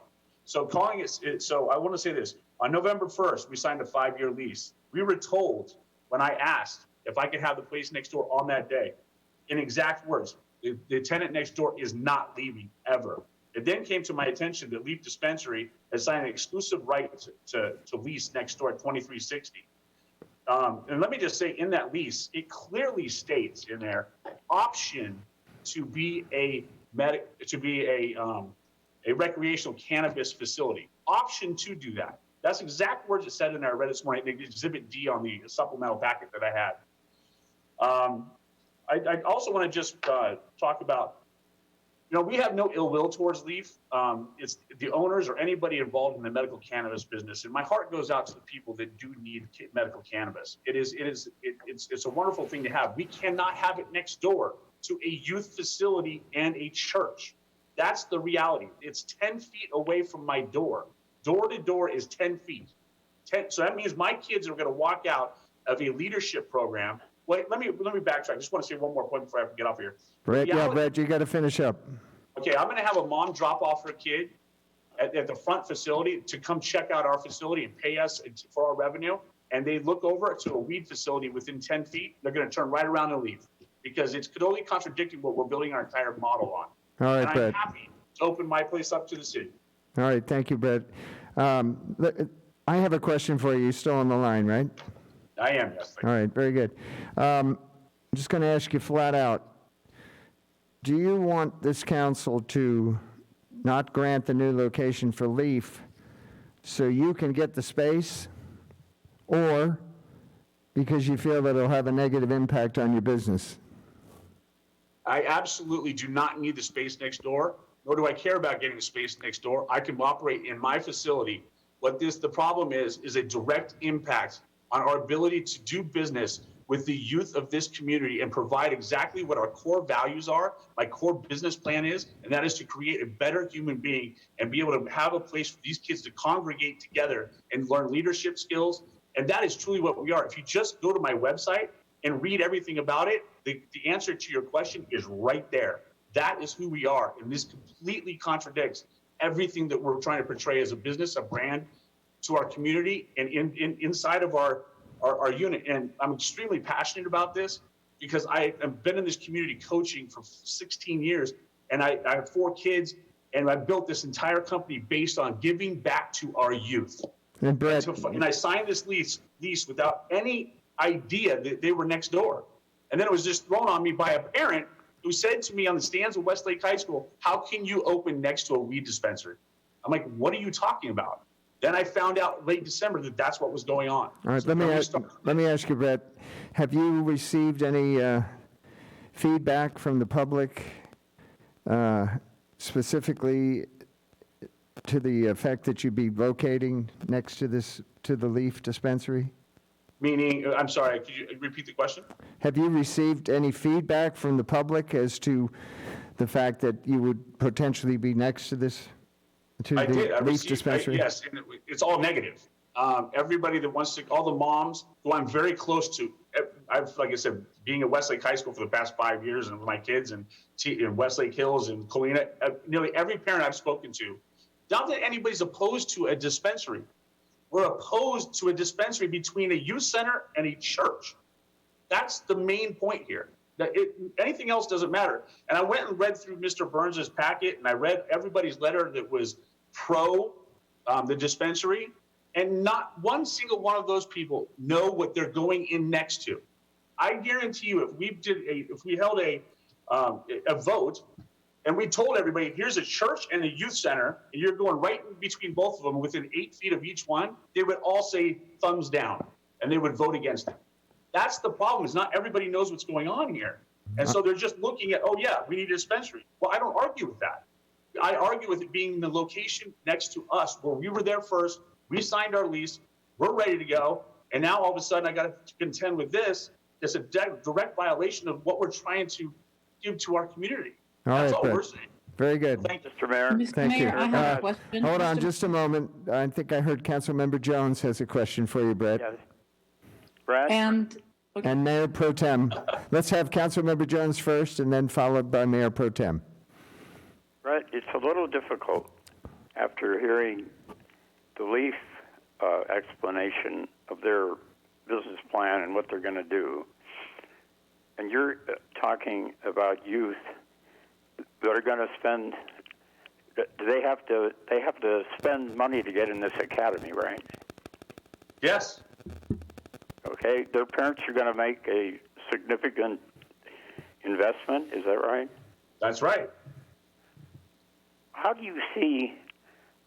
Would you describe what you see as a dangerous transaction? Do you think one of these youth is going to go up to an older person that gets medical marijuana and try to buy it from him? What do you see is the problem?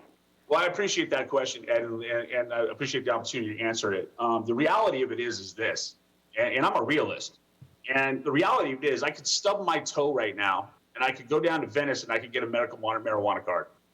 That's just the reality of it.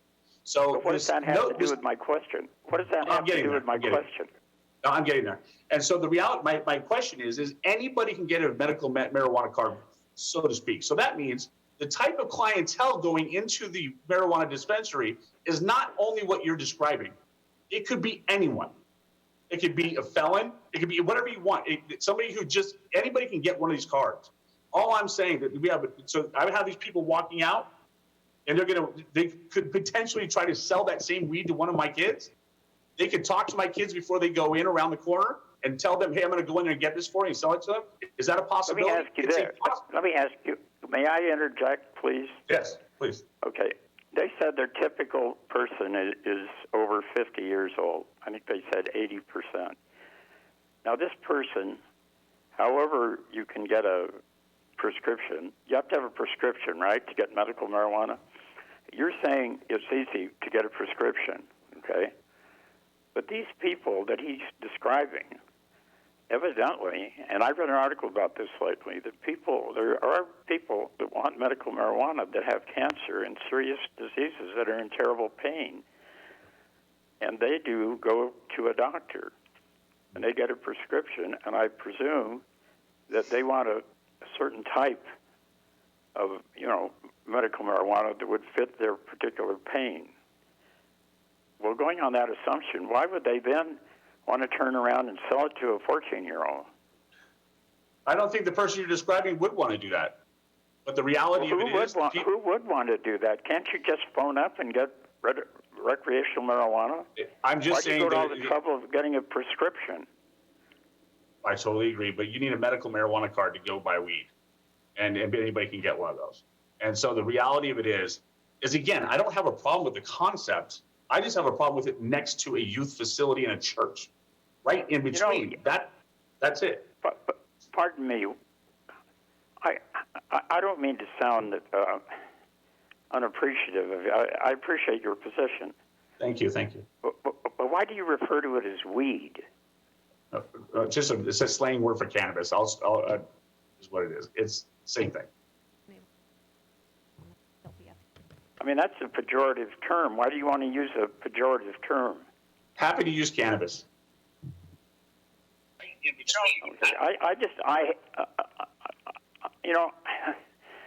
I'll save my comments for later, but it's hard for me to visualize the transaction that you're referring to. So let's take that. All I have, Mr. Mayor. May I address finally on that? Yeah, go ahead, Brad. Thank you so much. I appreciate it. And again, Ed, thank you so much for that. And I will refer to cannabis from here on out. So having a cannabis dispensary, let's put yourself in the shoes of a mother that has heard about our incredible program, our incredible facility, everything we have to offer from mentorship to leadership to speaking and helping them with their academics and homework and whatever we're going to do. Let's take that mom for instance. She just heard about us. She comes down to check us out. She comes up, she says, oh, they're next to a weed dispensary. I'm not bringing my kid here. That directly impacts my ability to run my company on a marketing plan and development, growth, and being able to pay my employees. That's the problem here. Is that if there are any other location, let's put them in that location. But next to a business that is running what we're running and a church, that just doesn't make any sense. So do I think there's a likelihood of selling it to somebody outside? No, probably not. Is there a chance it could happen? There's a chance. But the real reality here is it's a negative impact on what we're trying to develop as a business, and we signed our lease on November 1st. All right, Brett. I believe Mayor Pro Tem has a question as well. Yes, I do. Thank you, Mr. Mayor. Mr. Harrison, I was... You're good. One second. I was wondering about you're concerned, obviously, with the image of a medicinal dispensary. And would you have the same problem with a pharmacy being next door, a pharmacy that stocks OxyContin, Xanax, and all kinds of other painkillers with less security than what this particular facility will have or would have? Yeah, so I can take my 5-year-old daughter into CVS, but I can't take her into a cannabis shop. So, it's a different, this is a brand new situation that we have going on right now. And pharmacies have been around for 30, 40, however beginning of time. And taking your 5-year-old into a CVS is far different than taking her into a cannabis shop. So the reality of that is there is no comparison. And unfortunately, what comes along with cannabis, and we can sit here, I keep talking about the perception. Perception is always greater than fact, right? So the perception of this is going to be, there's a dispensary next to a youth center and a church in our city of Westlake. That's just the perception is just incredibly negative for all of us. And and again, it just directly impacts it. So the answer to your question is they're not even similar. All right. Okay. No, that's really all I have. Thank Mayor, you. I have a question for Mr. Harris. Councilmember Engler. Thank you. Mr. Harris, thank you for answering our questions. Appreciate it. The question I have, just specifics here, is the applicant for Leaf has a multi-year track record with 0 issues at his business. The projections that you're giving us now, is you anticipate that somehow is going to change next to your business. Is that a problem that you foresee, or is it simply that there's a concept out in the community that perhaps it's being tainted as a head shop type thing? No, I wouldn't go there, and I'm not going to necessarily say there's going to be a major problem with security or whatever. It is the fact that I have been reached out by numerous parents across Westlake, which I know pretty much everyone in the schooling around here, from kindergarten all the way up to high school. I've been here for a while, coaching sports. And the reality of it is comments like this: how can you open up your academy next to a dispensary? I have had people on our 7-on-7 team, my parents, come to me, oh, what are you going to do about the dispensary next door? These are real comments from real people with real kids. And that is a problem. And I got to tell you, that parent is probably going to make a decision not to come to my academy and not to be a part of our program because of the dispensary and what it could bring, with the problem it could cause. That's really what we're talking about here. There's no magic ball here. I mean, we don't know what's going to happen. It's the fact that it could. And it is a direct violation of what I'm trying to teach and we're trying to create within our academy and the free space. And I want to go on another point.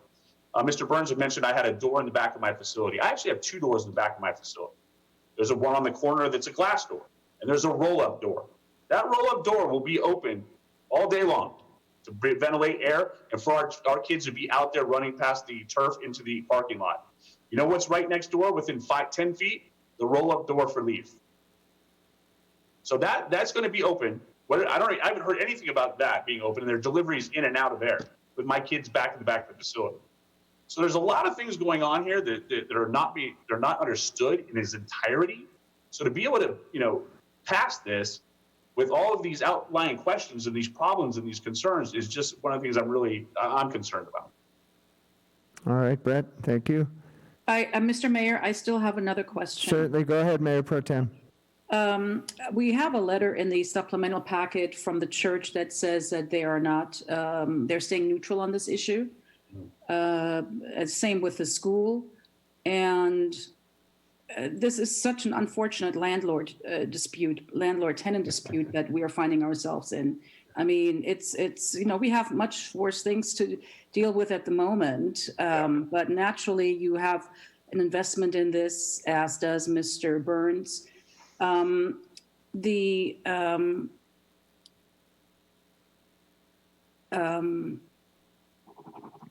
The fact is, when I did speak with Mr. Burns, I asked if he had reached out to you to see whether some sort of common ground could be found, as he did with the church.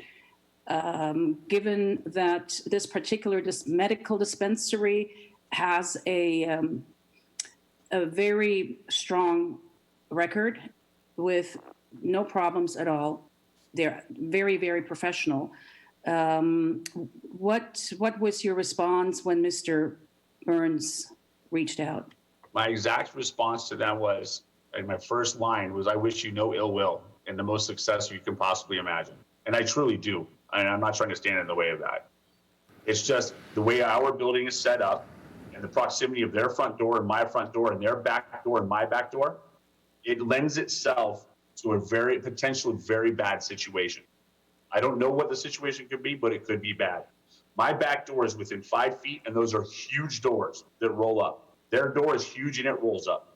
I will have kids in the back congregating after their workout, cooling off, or just maybe hanging out after video game, after they've played, or whatever they've done in my facility out there. And then they're going to be delivering weed. There's going to be trucks going in and out with weed. Who knows what's going to be going on? with cannabis, excuse me. And on the front end of the property, I'm going to have parents dropping off 200 to 300 kids per day between the ages of 8 and 18 outside. And within 10 feet, there's a door for the cannabis shop. Again, I told them both. I said, unfortunately, I cannot be next to a cannabis dispensary. And these are the reasons why. And again, we're not trying to be in the way of this happening in Thousand Oaks. We would support another location possibly, but next to us, it will not work. Mr. Harrison, are you open already for business? Do you have your city permits already? We have a permit from the city for our build out. And when we went, let me address this too, by the way. So we approached the city for a special use permit. At the same time, we were gaining our building permit. Okay. We went down, and they issued all of our permits to finish our facility and to build our facility. At the same time, we were going in there to ask for a special use permit. And Brock Tyman, who was on the phone before, was managing this for me. They said, Mr. Harrison, you don't need a special use permit. You already have your permits granted. So we stepped away, walked out, and started our facility. The facility will be done in 10 days. We've invested $1 million in this facility, plus all the rent that I have paid. And we are ready to go. Our marketing plan alone is a national marketing plan. We were on CBS News the other day. NBC News is coming out next week to interview us, and our elite athletic academy and our mentorship programs, because we're so impactful. And we're so the answer to your question is, we've done everything we were asked to do. So if we need to do more, I will be down to the city as soon as the lockdown's over. We will do whatever is required of us of the city, and I've made that perfectly clear to everyone. We will do whatever it takes the city needs from us. We, under our understanding, have done everything that's been asked of us. So we do have a building permit. We've done everything. As a matter of fact, last week we passed all of our inspections. The city sent out an inspector. We passed them all. So we are a youth center. And from what I understand, 7,000 square feet, anything under 10,000 square feet of space, we do not need a special use permit for. That's what I understood. That's what I was told by the city. So if that needs to change, we will be there in 1 second. We will do whatever you need us to do. Thank you. All right, very good. Any further questions? Because we have a few more speakers, I'd like to move on now. Thank you, Brad. Thank you all so much. Very good, thank you. All right, next up, Jeff McCann. We are a youth center, and from what I understand, 7,000 square feet, anything under 10,000 square feet of space, we do not need a special use permit for. Hold on, Jeff. That's what I understand. Okay. That's what I was told by the city. So if that needs to change, I apologize. I'm on the Zoom, and it's I'm also do. hearing the YouTube. Thank you. All right, very good. Any further questions? Because we have a few more speakers, I'd like to move on now. Thank you, Brad. Thank you all so much. Very good, thank you. All right, next up, Jeff McCann. Thank you, Mayor and City Council. Thank you so much for allowing me the opportunity. Jeff, hold up just a moment, please. We're having a little bit of technical difficulty. Hold on, Jeff. He's on the YouTube channel, Mayor. He'll need to get off the YouTube. He can't. Yeah, Jeff, get off your YouTube. It's interfering with your video with us. I'd like to move on now. Thank you, Brad. All right, can you hear me now? That's better, Jeff. Go ahead. Your name and city of residence, please. My name is Jeff McCann. I'm a resident of Thousand Oaks.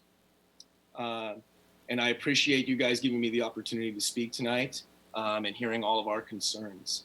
I am the Vice President of Future Elite, and I'll explain a little bit about this unique enterprise that's going to be going into the community. I chose to move to this area 10 years ago. My wife and I did. It was extremely attractive to us because of its safety and its cleanliness within, relative close proximity to Los Angeles. It is something that I think many of the Conejo Valley residents also have chosen to live here and work here for the same reason, because of its cleanliness and safety. I think that, just the perception that our community would move a dispensary between a youth training academy, a church, a ballet school, and a Sylvan Learning Center, I think that really is something that, could be interpreted that the community doesn't care about its residents' moral beliefs or the values of its properties or its homes. And I think that that's something that should be addressed. I think that any revenue sources that might be generated by the city through this dispensary, I think that, the potentially negative impacts on the youth far outweigh whatever revenue could be generated in tax dollars.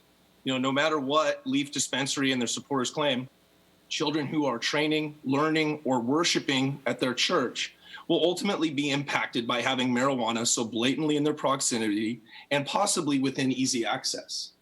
I'm coming to you as a 16-year educator, 10 of which in the Conejo Valley. I have seen a significant increase in the amount of drug use and paraphernalia in our local schools since marijuana has become recreationally acceptable and obviously being used for its medical purposes as well. And I feel like, as a member of this community, that by putting a dispensary in, I think that only amplifies the problem and gives our youth even more access than they already have to marijuana, which we know can have some significant potential negative impacts on their lives. What Future Elite Academy is a youth training center. And when we say youth training center, think of it in the Aristotelian lyceum, where we're trying to ultimately improve not only their bodies, but also their minds, and approaching supplemental educational programs such as, financial literacy, public speaking skills, sports psychology, world cultures appreciation. We're trying to do things differently here. We brought in Darnay Holmes, who will be drafted in the NFL this week, who's a local legend. And he's going to be running a mentorship program to help young athletes guide themselves through the obstacles that they will face in life and ultimately prepare them to be better adults later on. I need you to finish up, Jeff. When we think about just the perception of this, the Conejo Valley is a special place. There is no reason why the Conejo Valley should have a medical marijuana dispensary located between an academy, a Sylvan Learning Center, a ballet school, and a church. It's just not the look that we want. And as the attorney for Leaf said, the clients are having to drive distances. Yeah, we don't want to be associated with some of those areas. All right, Jeff, your time's up. Of medical marijuana. Thank you, Jeff. Next up, we have Garth Van Meter. Thank you so much. My name is Garth Van Meter. I'm a resident of Alexandria, Virginia, but I am the Vice President of Government Affairs for Smart Approaches to Marijuana, which is a national nonprofit. I don't know if it's possible for me to do a screen share. Is that possible? I wanted to quickly show you a. No, it's not. Okay, that's fine. So I guess what I wanted to bring to the discussion is that even if this medical dispensary is operating perfectly in compliance with local laws and regulations, and there is no diversion of product to youth, still as a function of being a medical marijuana business, the company will be actively advertising and promoting its wares. And there have been a number of scientific studies on this that have examined the impact, particularly on youth, one of which was conducted last year in Los Angeles County, finding that young adults, so I'm just going to read quickly from a Los Angeles Times article on this study, young adults who live in neighborhoods with a higher number of medical marijuana dispensaries use pot more frequently than their peers and have more positive views about the drug, according to a study released by the Rand Corporation. And so it goes on from there, but there are a number of studies like this that I'd be happy to share with the council if that would be useful. I'm going to go ahead and drop off because it is getting very late for me here on the East Coast. But thank you very much for your time. All right, Garth, thank you very much. We have up now Dana Stevens. Good evening. My name is Dana Stevens, and I'm a resident of San Diego, California, but I am also the facilitator of a statewide coalition for smart approaches to marijuana here in California. So I hear from people like Brett and all around the state that are concerned about marijuana commercialization in their neighborhoods. My main concern for you today, I'm not here to argue against the city's right to safely site a marijuana business in the city of Thousand Oaks. Rather, I'm concerned about the location and the proximity to what is clearly youth-serving businesses, youth centers, and there in that commercial building. Your own municipal code talks about any youth center. The state business and professions code talks about any youth center and the 600 feet separation. Your staff report discussed the Boys and Girls Club, which in fact is sports and mentoring and educational support and role modeling with positive adults. All of those things also apply to the Future Elite Academy, also apply to the Sylvan Learning Center. These are locations that clearly meet the definition that you and your staff in the staff report call any youth center. I'm not sure why there is so much attention given to the folks opposing this location should have to say what the negative impact is. You folks defined that there's a negative impact by calling out in your municipal code, any youth center and the 600 feet of separation. I would just hope that you'd stay true to your municipal code and maintain that 600 feet of separation between a youth center and the commercial and retail sale of marijuana in your community. I'm sure there are much more suitable locations somewhere else in Thousand Oaks. Thank you for your time. Thank you, Dana. And now we have Oliver Summers back by phone.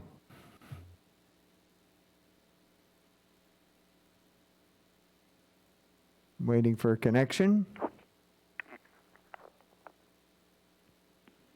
Go ahead, Oliver. Hello, this is Oliver Summers. First of all, thank you so much for allowing me to come back in after that little bit of a mess up with my computer earlier. Again, my name is Oliver Summers. I'm from Los Angeles, California. I did live briefly in Woodland Hills and Thousand Oaks for a little while. I just wanted to say that there was quite a bit of misinformation over the past 20 minutes that I would like to quickly address if possible. I have been fighting for safe access to cannabis in California since 2005, and so obviously I've heard quite a bit of all the different rhetoric over the years. And first off, I'd like to just address a review that was put in, which says that there is a 8% decrease in the likelihood of teens trying marijuana, as well as a 9% reduction of the odds of frequent marijuana use in towns that have dispensaries. And that was done through a 4-state issue at this particular point in time. As for working with children and the extent of that, I am a 30-year rugby player, and I work closely with the families of the Santa Monica Rugby Club who allow me into there, so I can say right there alone is a issue. When it comes down to going to the Venice Beach and getting a doctor's note, according to Prop 64, which passed in 2016, that is no longer the way things go. We are in a position where a medical patient has to get a primary note from their actual physician and then get the state ID card in order to be a medical patient. And these aren't exactly the dispensaries of a Cheech and Chong Bob Marley. These are medical facilities that are no different than a doctor's office. And I have to say that Lease Dispensary out of Goleta and Mr. McFarland have proven above and beyond as top-of-the-line operators who do everything completely 100% consistent with the law. And any of this so-called reefer madness that is going to happen with such a thing will never happen with a dispensary of such care as Leaf. They are very much run in such a way the cleanliness and the security would be a benefit to the area, better than anything that you could possibly hope for. And I have to also finally say we're dealing with a lot of coulds, should-be's, and would-haves in the past 20 minutes, and history has proven that that is not the case. For the past 15 years, we have gone from the rhetoric of the devil's lettuce, if you will, to the point now where we see the benefits and value of medical cannabis. And in the area of Thousand Oaks, we're looking at a place where there's plenty of access for children's gyms. There's plenty of access to after-school programs. There's no lack of programs to help children, but there is no safe access to medical cannabis for the people that need it. Thank you, Oliver. Thank you. The most important. Thank you. All right. And lastly, we have Taylor Wilson by phone.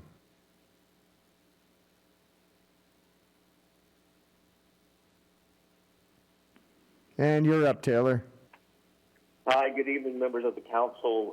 Thank you so much for your leadership in these challenging times, and thank you for our late time we're spending together. Goodness, it's already 8:18. In full disclosure, as I stated in my message to you, once again, Taylor Wilson, member, resident of Thousand Oaks, Westlake Village. And I hope I'm not already out of time. If that's a zero, I hope I'll get a reset.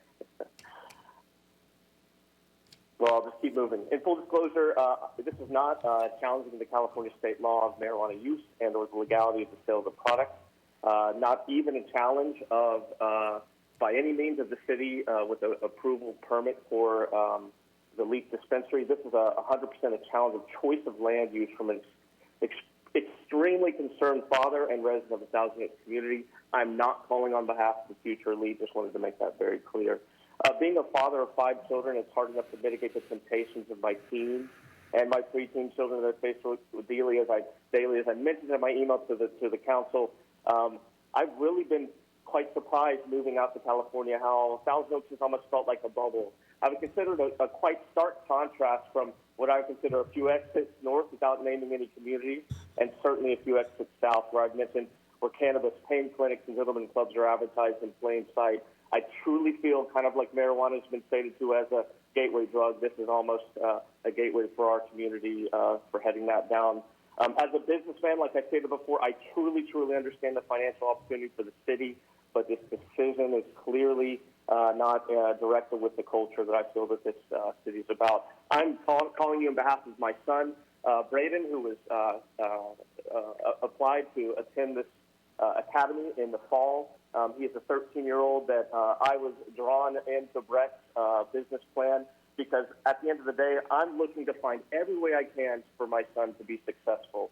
And what they were offering is what I was very interested in, the ability for him to focus on financial literacy, public speaking, interviewing skills, personal branding, right? And something that even though I came from a well-to-do family, these are things that I didn't get to find out. I had to figure that all out. I had to figure those things out on my own and made a lot of mistakes throughout my years, as I'm sure we've all done.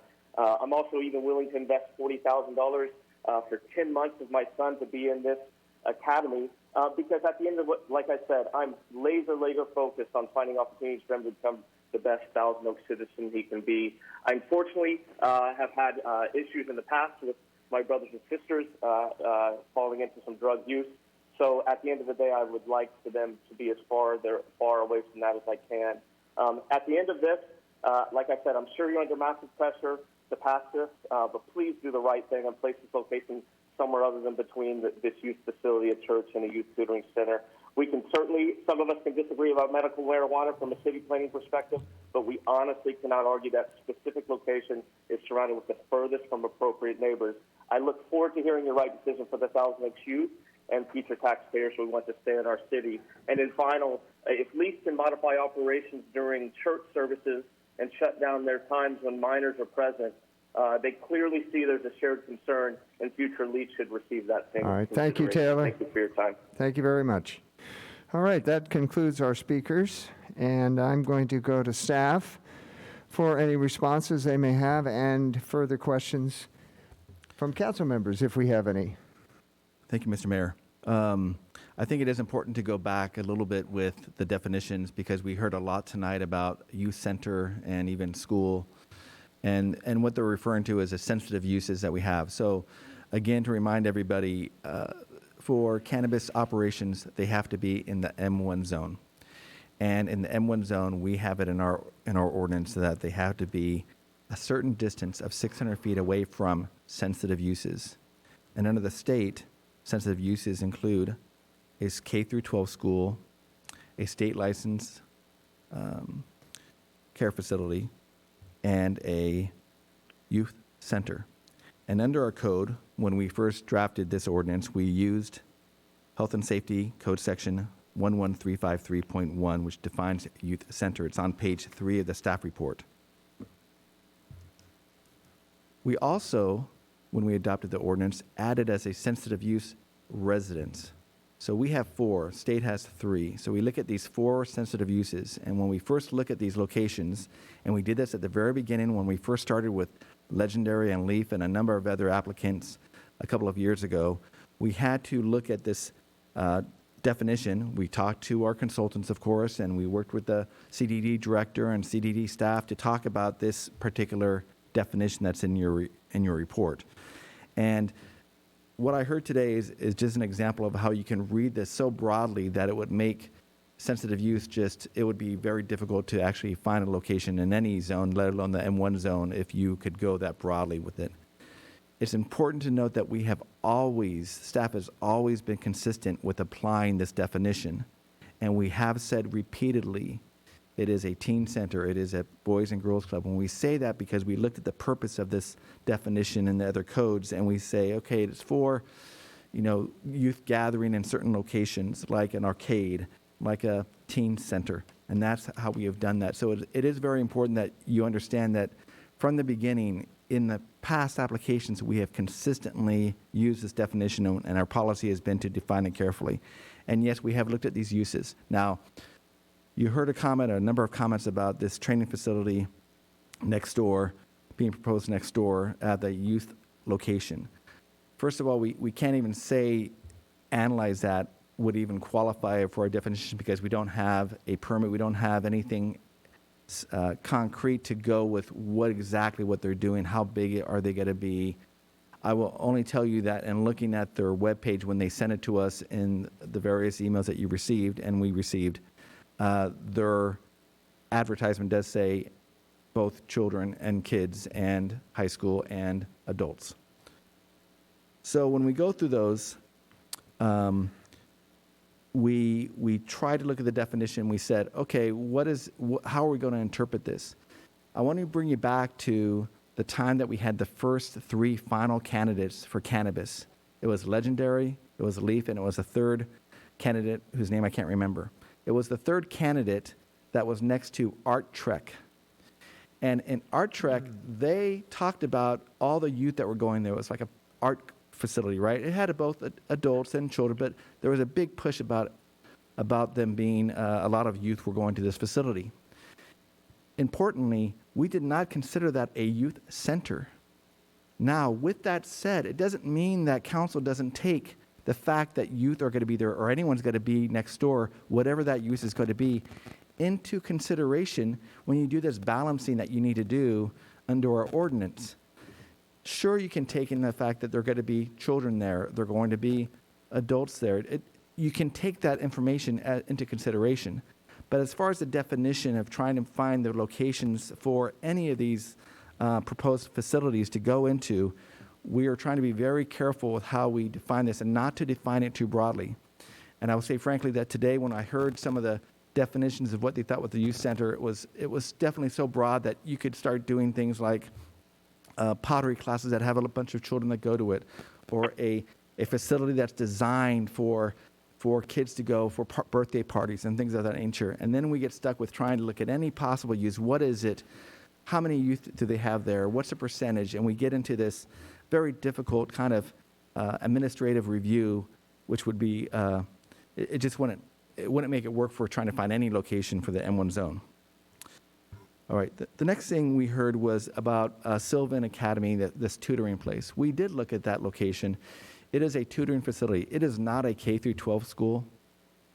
It is not a K through 12 school. That is important because a K through 12 school has to go in an appeal zone. This is not an appeal zone, it's an M1 zone. So we looked at that as well.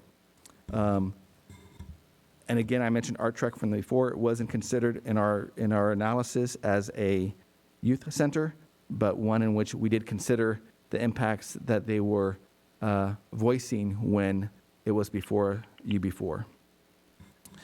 There was also a comment about the SUP from Mr. Harrison. If you remember the earlier remarks from Ms. Noonan and myself, we talked about their use and what they have right now.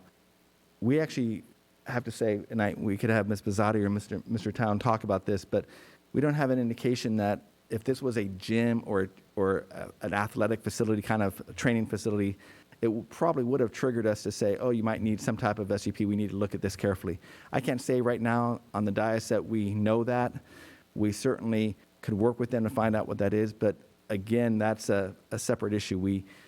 If they needed a SUP, we would have to go through that process, and obviously Mr. Harrison indicated that he would be willing to do that.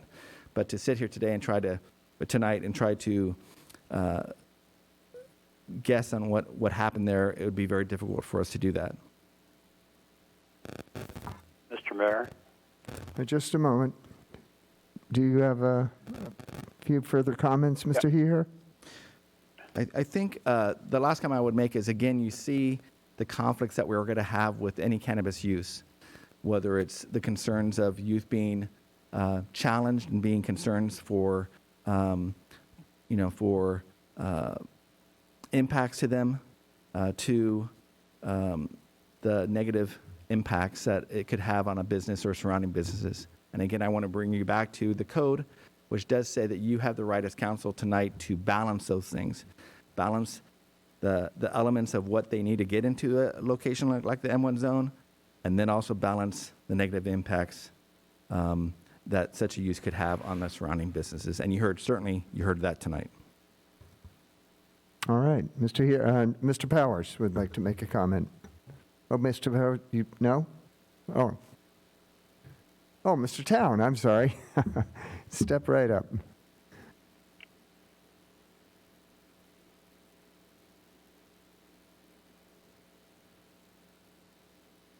Just a moment. Go ahead. Mr. Mayor and members of the City Council and the community, I wanted to address the question briefly about a special use permit. It's staff's understanding generally, and as you heard tonight from many speakers, that a primary or significant part, at least, of the Elite Academy's activity is related to athletic training. And per the city's municipal code in the industrial park zone, whether it's a health club, fitness studio, or gym, all of those uses require a special use permit. If the facility is large, if it's over 10,000 square feet, then that's a planning commission level SUP. If it's less than 10,000 square feet, it's an administrative SUP. In this case, the Elite tenant space is over 10,000 square feet. So if that is how it would be classified, then that is clearly a special use permit. At this point, we don't have any application for an entitlement. The building permits that were issued for modifications to the Elite tenant space were for changes to an existing industrial building. They were not made in reference to the Elite Academy itself. We would be happy to sit down with Elite and talk about their use and the appropriate permit process. At such time as they submit a business application, we would also provide what's known as a zone clearance, and that's a check to ensure that the use is consistent with the zone in which it's proposed. So those are bridges that will be crossed in the future, and I'd be happy to answer any other questions. All right, thank you, Mr. Town. I believe Councilmember Jones had a question. Yeah, I just wondered, what is the history of the Future Elite Academy? How many other locations do they have, and in the past, what has been their ratio of youth to adults? Mr. Jones, I do not have that information. I apologize. It's not something again, it's more of the use next door kind of analysis that we were doing. We have not looked into other facilities that they may have. Thank you. I think that's a good question. I wonder, can we bring Mr. Harrison back on the line? Would that be difficult? I believe we'd have to try to call him back. We can try to all right. Well, perhaps we could do that in the interim. But I think that was a good question, Councilmember Jones. Any others? And I want to further clarify the point that Patrick made. The issue before the council tonight is an issue about the the Leaf Dispensary and the location there. So the Fourth Academy, which does not have doors open, and we do not have a business permit or any of those components attached to it. Therefore, it's not something that we would have done a deep due diligence in any sort. Understood. Okay. Any other questions from my fellow council members?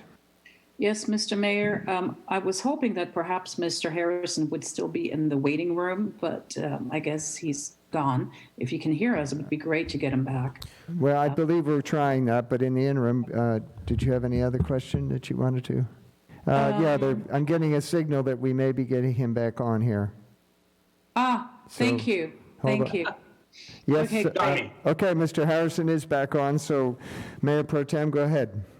Mr. Harrison, I'm not sure whether you heard what Mr. Town, our Community Development Director, mentioned at the podium regarding the permits. Yeah.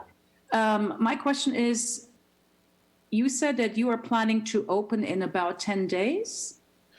Yeah, so let's address a couple of his comments. So it is my understanding the special use permit is only needed for an administrative permit is what he's really talking about. Our floor space is 7,000 square feet that we're utilizing for the gym and academy. So this is part of the problem. Some of the facts are just unclear, right? So we did exactly what the city asked us to do in regard to permits. We came down there, we filed for our permits, we went to submit for our special use permit. You don't need that. You're a youth center, and your physical activity space is 7,000 square feet. You don't need that. So we walked away with exactly what they asked us to do. Okay? So we've spent the last 5 months building, adhering to the city, getting our inspections cleared, and now we're ready to go. So tonight, like I said a few minutes ago, we will do whatever it takes. We're not ready to open because we're on lockdown right now. What I meant was in 10 days, we will have our construction finished and we'll be ready to move forward. Whatever that means for me in the city, I will make that happen. So I'll do whatever I need to do in order to adhere to city policy. I'm just simply telling you what the city told me. And so we're happy to do whatever that takes. I want to open as soon as the lockdown is up. Absolutely, that's what I want to do. Our youth deserves it. We have people lined up waiting to come into our facility. As a matter of fact, for the past 3 weeks, the Future Elite Academy has been giving free Zoom workouts from 12 to 1 every single day. And we've had 50 to 80 clients on Zoom every day since we started 4 weeks ago.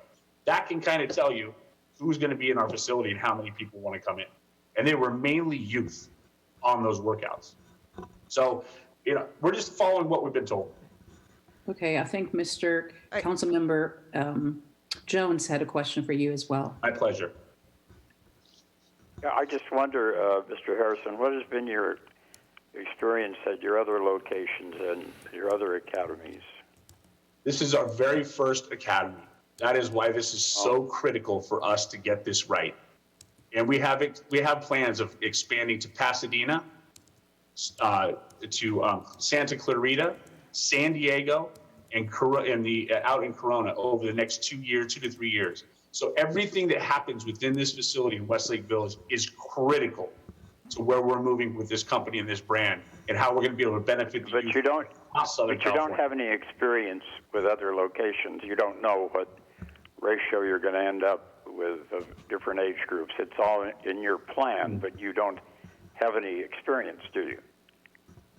We have never opened one of these academies before, but we have plenty of experience with the kids and the people that are on my staff. Jeff McCann, who spoke earlier, 16-year educator at Westlake High School. No, I'm not questioning the competence of your staff. I'm just interested in who's going to occupy this, and you have had no experience, so you really don't know, do you? I do know. We have a very good idea in our business model. We've been in business for years, so when we create business models, we base that upon forecasts of who's going to be in and out of our gyms. And I say my staff, because my staff is directly involved with the youth in this community in their daily business prior to meeting me. And Aaron Garcia just spoke to you about the baseball academy. He just referenced 300 kids coming to my facility from his baseball program. He just mentioned that between the ages of 8 and 15 years old. We've got the football community. Eddie McGilvra, who's a defensive line coach. He's bringing everybody he knows to they're all youth. So we have a pretty good idea of the ratio, and the ratio will likely be 70-30 kids to adults. Thank you. All right. Mr. Mayor, before we do go back to the applicant for rebuttal, I just want to reiterate what Mr. He, her, and Mr. Powers have said.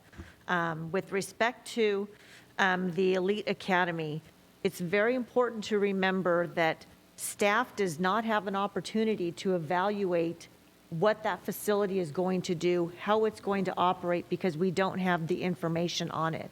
And while I truly appreciate everything that Mr. Harrison and his staff are doing to try to open it, when we do an analysis of a potential business to come into a city at a certain location, we look at what the existing uses are that are surrounding it.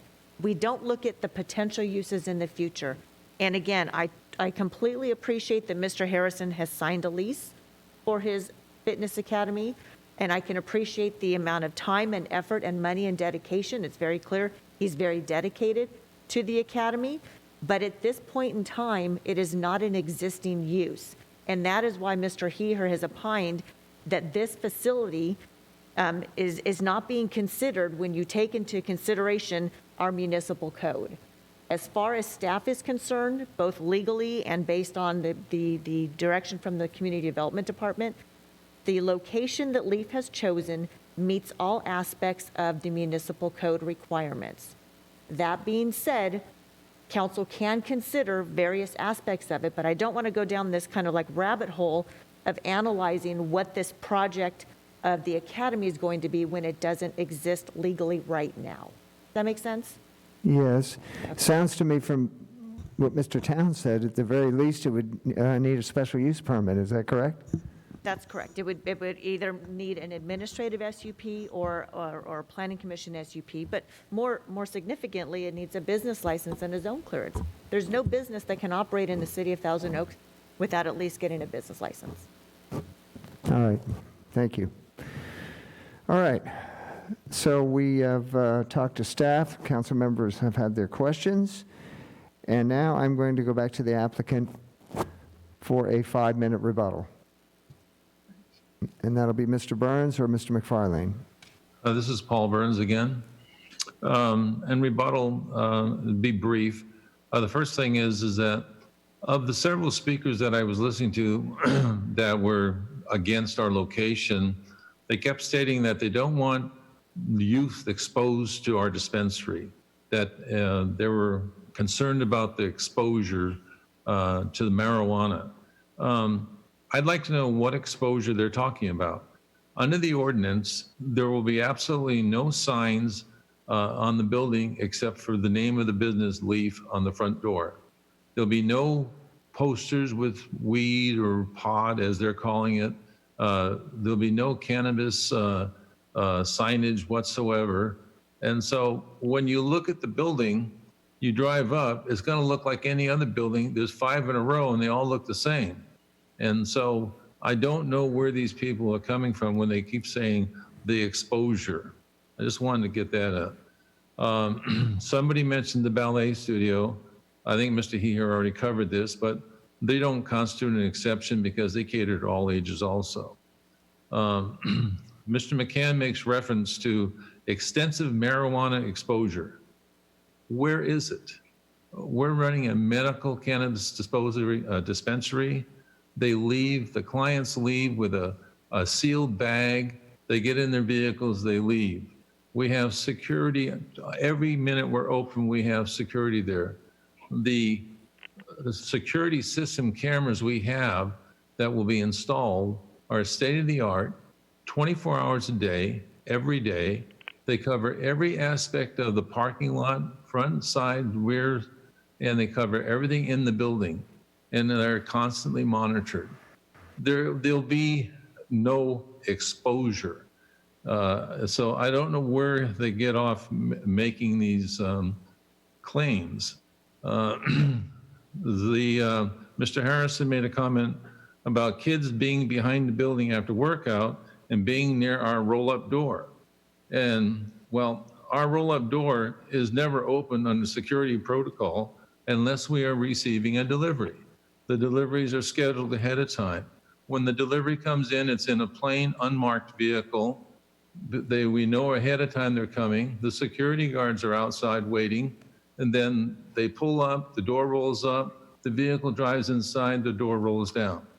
That is about as limited as exposure as you can get. So I just, I get concerned about the bad perception that I keep getting thrown out there. And then the only other thing I want to mention is there is the second door back at the left rear of the building. It opens into their gym. Okay, if they were so concerned about being 10 foot away from our front door, they have the door that's 160 feet away from our front door that goes right into their facility. And they could use that as their primary entrance for the kids if that's what they're worried about. And then last thing, on the emails that were sent in, by my calculation, at least 85% were in support of our location. So I hope that the council can take that into consideration, and I am available for any questions if you have any. Oh, and my partner Dave wants to say something also. Thank you, Paul. Thank you, council. I know it's been a long issue here. One thing I'd like to point out is just plain and simple, my history of no impact on any of the businesses around us. Our bedrock rule is being a good neighbor. So that speaks for itself. There hasn't been any really compelling argument about what negative impact we're going to propose on their athletes and their facility. So I just want to say, from the bottom of my heart, as a 13-year veteran cannabis operator, that I promise that we will do everything in our power to operate in the most discreet manner, and we will make sure that our customers follow our strict protocol. And if for some reason someone doesn't, we have the right to never allow them in the facility again. And we remind them every single time. It's posted in multiple spots and it's stapled to the exit bag to please leave immediately. Put this in your trunk and wait till you get to your safe location before you access your medicine. I mean, this is medicine and this is not a joke. People are dying. You know, we have people that have cancer that can't get a bite of food down their throat or into their stomach without the access of an alternative medicine like cannabis. So I promise the council, the members of the community, and all the surrounding businesses that we will be good neighbors and we will not impact anybody negatively. Thank you. All right. Thank you, Mr. Farlane. Councilmember Jones, go ahead. Yeah, would you go over again the description of your typical users? You say you've been there how many years in Goleta? Hello? Sorry, I muted it. Lost you. We've been there, we'll be 13 years in August. And our typical... Can you describe your clientele to us? What the typical, or what the... over the age, between the age of like late 20s, it all depends. I mean, we've had people that have had come in as a primary physician or caregiver for someone that needs CBD oil for their children. So a large range of like age groups, say 30 to 70. These aren't, everybody is not dying. There's not every single person is not, on their deathbed, but there's people that are seriously ill that benefit from this medicine. And just because they don't look sick doesn't mean that they don't utilize this for their health. Thank you. All right. Mr. Mayor, I have a question. Go ahead, Mayor Pro Tem. Thank you. I have a question from Mr. McFarlane. Reference was made earlier this evening about anybody can get a marijuana license down in LA, Venice Beach or wherever, and then drive up here and get marijuana. How do you evaluate, do you analyze where these licenses are coming from? Absolutely, we certainly do. We have, we verify with the actual physician that first of all, we make sure the physician's license is in good standing with the Medical Board of California. We physically call them, or some of them have their own access website set up. But that's a great question, because there is some misperception as to how easy it is to get a medical marijuana card. Well, Prop 64 has reclassified that or redefined that, and they've made it to where the patient has to only the primary physician can issue a medical marijuana card to a patient. So these recommendation mills don't exist. So and if they do, and if we find an overabundance of recs coming from some doctor that we don't feel comfortable with, we have the right to refuse business with anybody. And I have thousands of members over the course of 13 years, and we're on a personal level with them. We know what their condition is. We talk to them. We consult with them. We try to find a way to help them, and that's what this is about. So I would imagine you are familiar with the doctors up in Santa Barbara County and will be or already are with physicians here in Thousand Oaks? We are with some, yeah. But it's since Prop 64, the range of doctors has expanded because of the primary physician requirement. But yeah, we're familiar with some, sure. Thank you. Mm-hmm. All right. Any further questions? If not, I'm going to close the hearing, and we're going to move on to council discussion about this issue. And who would like to kick it off?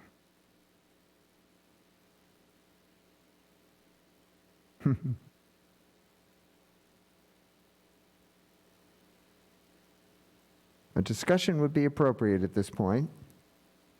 Mayor, this is Councilman Engler. Thank you.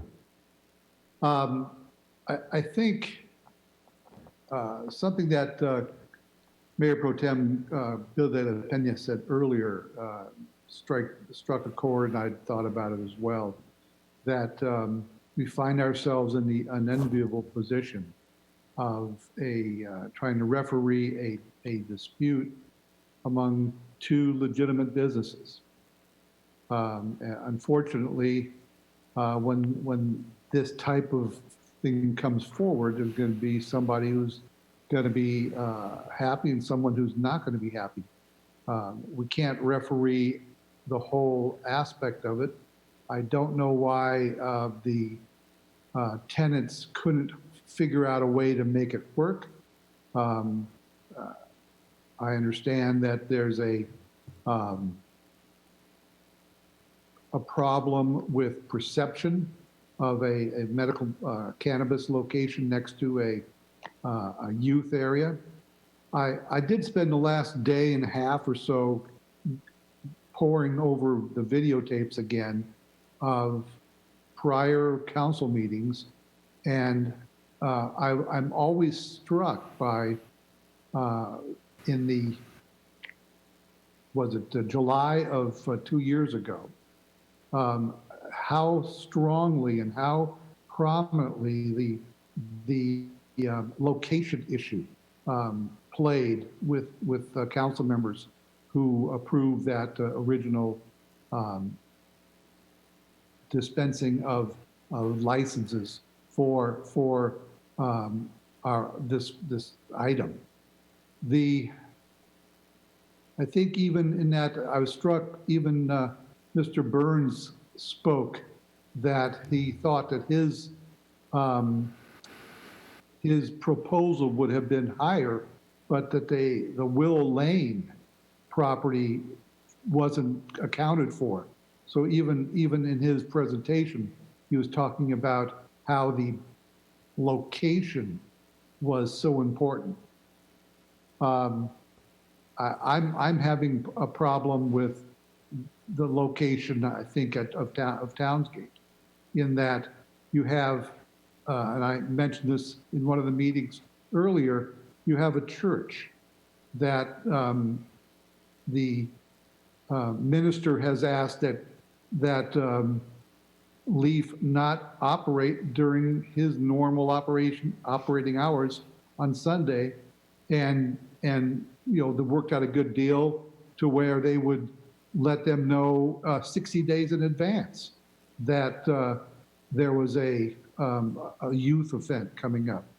I can see how a business who's primarily youth-oriented, I won't call it a youth center because it's not, but is primarily youth-oriented, would not be able to make those accommodations around a dispensary.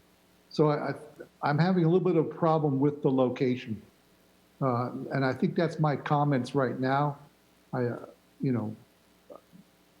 I'll defer to my other council members. All right, that's fine, Councilmember Engler.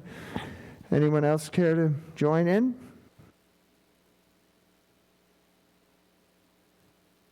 Well, I don't know if I should go next, but That's fine, go can you ahead. hear me all right, Mr. Mayor?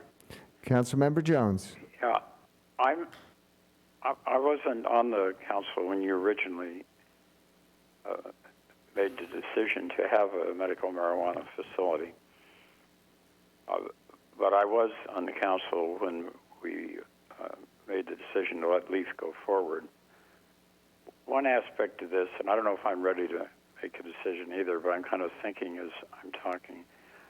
One aspect of this is that, we don't have a set in stone agreement with Leaf, but we've had a long experience with them.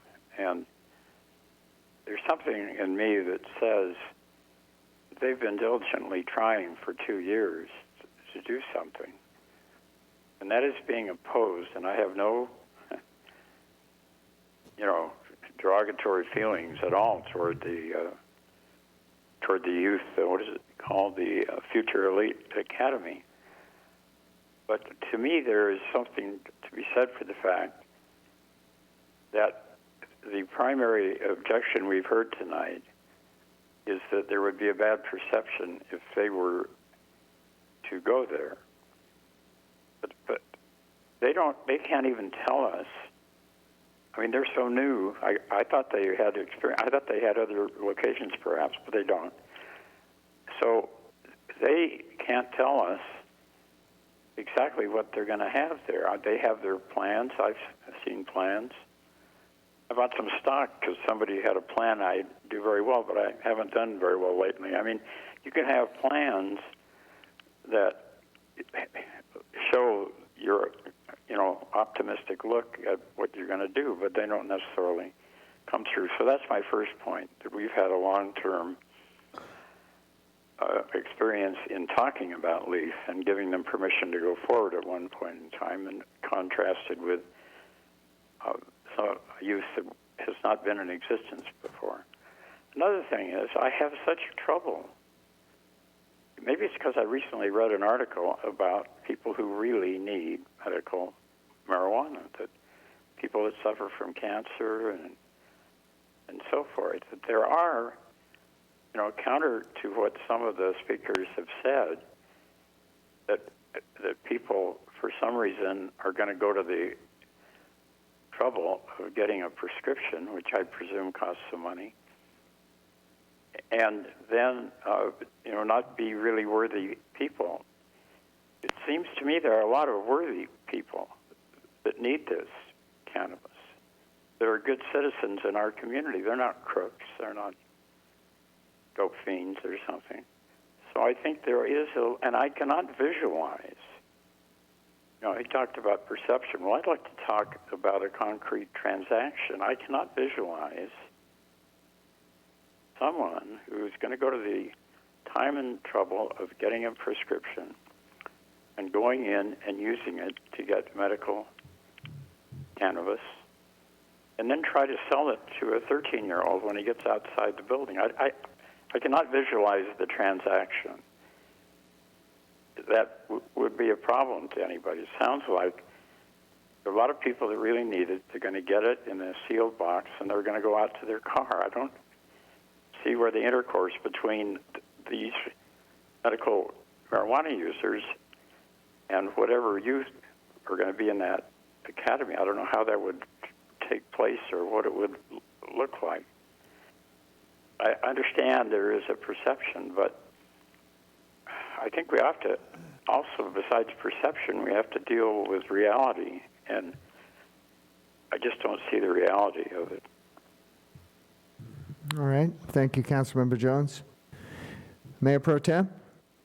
Well, as I stated earlier in the evening, it's really unfortunate that we're finding ourselves in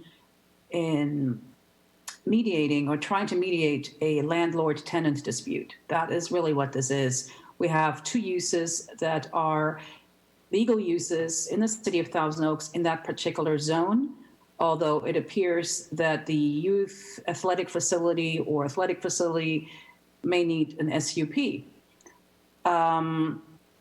That facility is not open yet for business. They have made the improvements. And I have to say, I am just really almost angry that we're having to decide this. This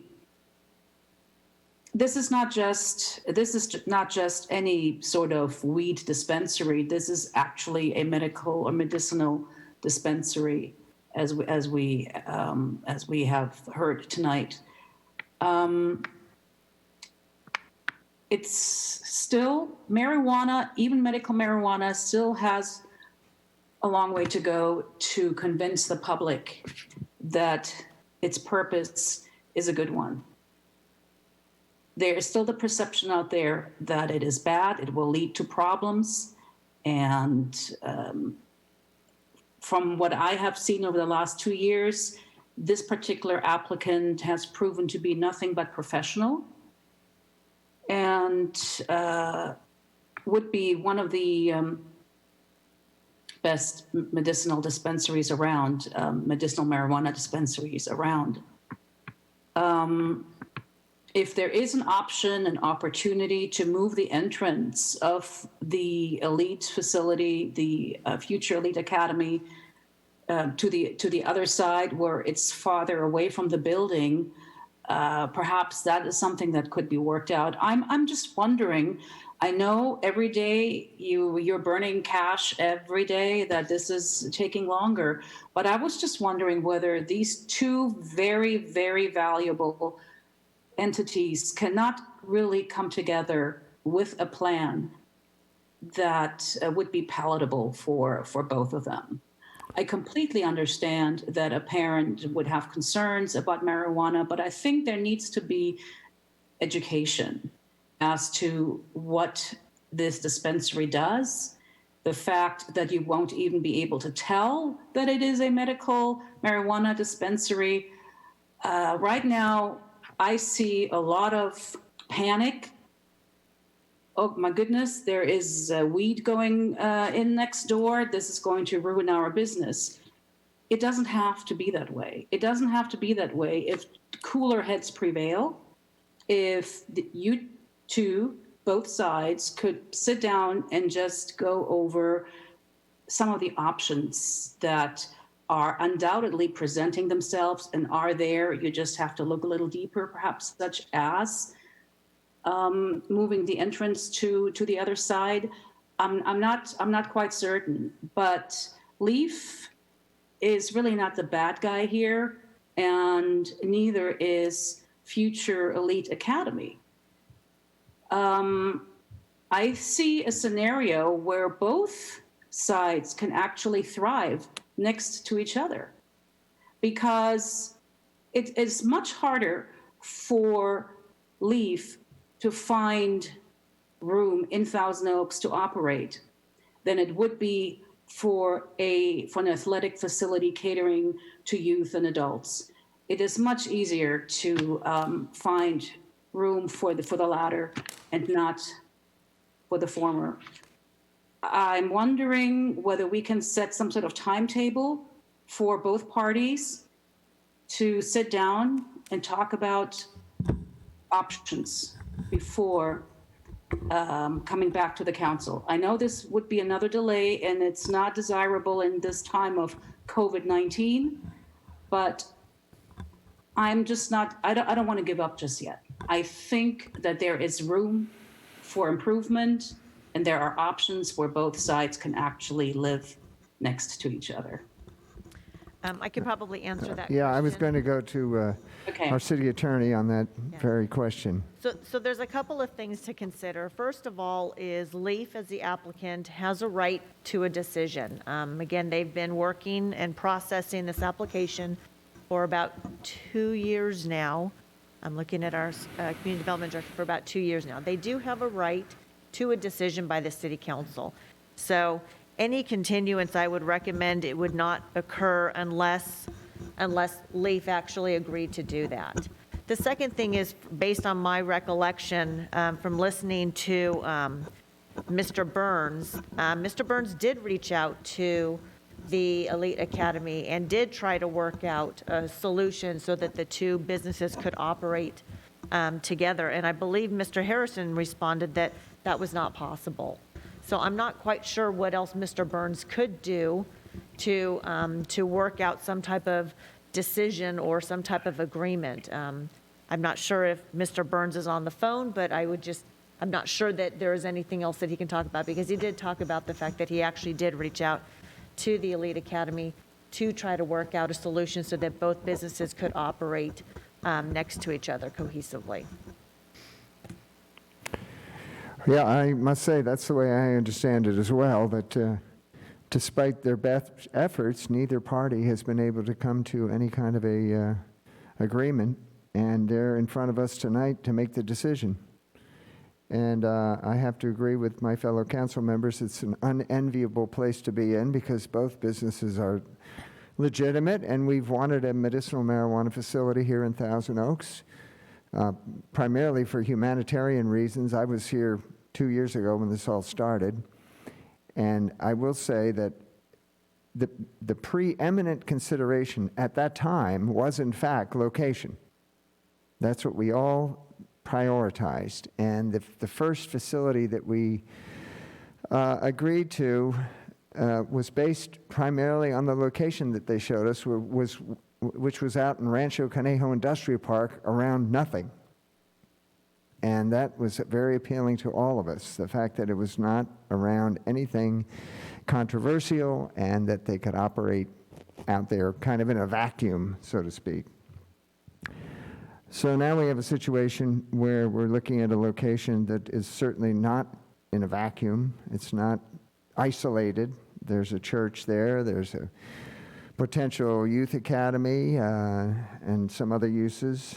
And so it puts a whole different light on the issue, unfortunately. I will say that our cannabis ordinance does give us the right to protect residents, neighborhoods, businesses from negative impacts. And I think a lot of this really is a perception issue. I have no doubt that Leaf would run this in the most professional manner. They have a great track record. And I also completely reject the notion that there would be some sort of a conveyance of this product to children. I just don't think that's going to happen at all. I think the real problem is the perception issue with the parents, the paying customers for this proposed business. That's where the issue would lie. Now, is Future Elite Academy a sensitive use? Is it a youth center? I'm not sure it is or isn't, because it really hasn't opened yet. I tend to lean towards the fact that it is a youth center loosely based on our definition. Loosely based, primarily because it's going to have a lot of kids there. Is it a social center? Well, that remains to be seen, but it's a tough decision, and but I think we have to make it tonight, unless Mr. Burns feels that there's some hope that further negotiation with the academy will lead to some sort of a understanding. I believe Mr. Burns is still in the waiting room if Yeah. you wanted to pull him up. I suppose we could, couldn't we?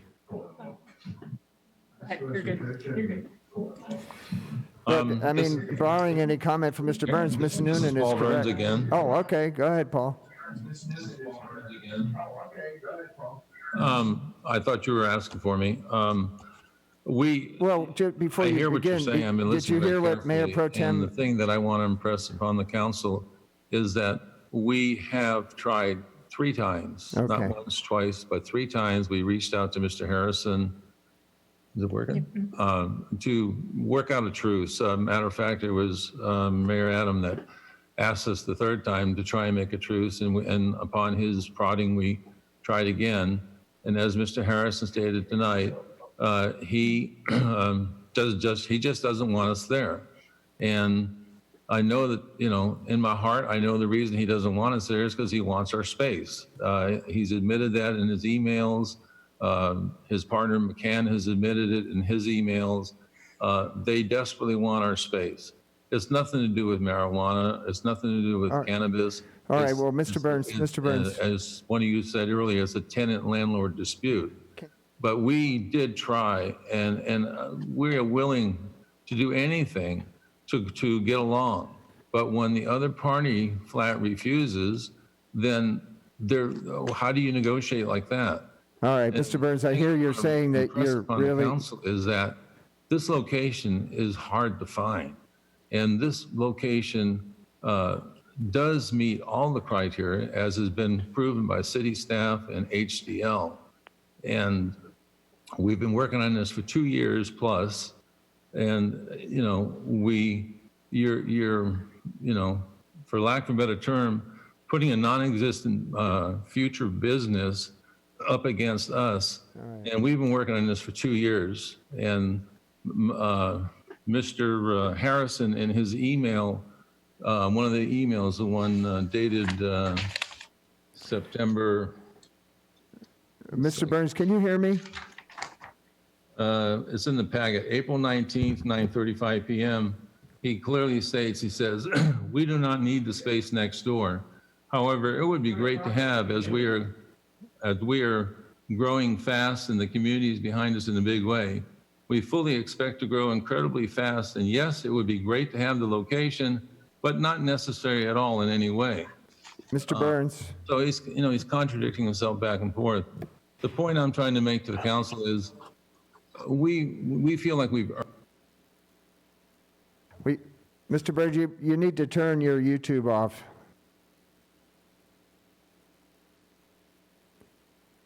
Can you hear me now? Mr. Mayor. Yeah, hold on, Councilmember Jones. What? They're saying they're trying to talk to him and they can't. All right, well, I don't know if he's back on or not, but what I'm hearing, and I think the city attorney would agree with me, is that we're at an impasse here. We're at an impasse, and we need to make a decision this evening on this issue. I hope that you go with the staff reports finding that we do need it.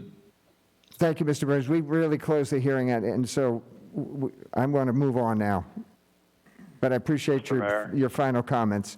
All right, let's go back to Councilmember Jones. Go ahead, sir. Yeah, I agree with everybody here. We have 2 legitimate businesses. I draw a distinction between the 13-year history of Lease that we have seen tonight against the hypothetical business. I think that's an important distinction.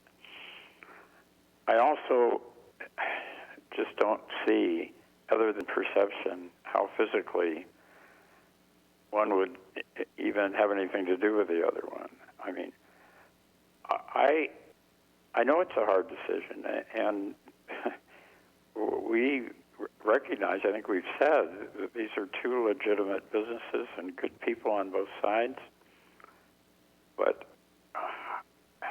I just feel that after all that Leaf has been through to do this, and given what Mayor Pro Tem Del Pena said about the difficulty of locating such a facility as opposed to the type of use this elite academy would be.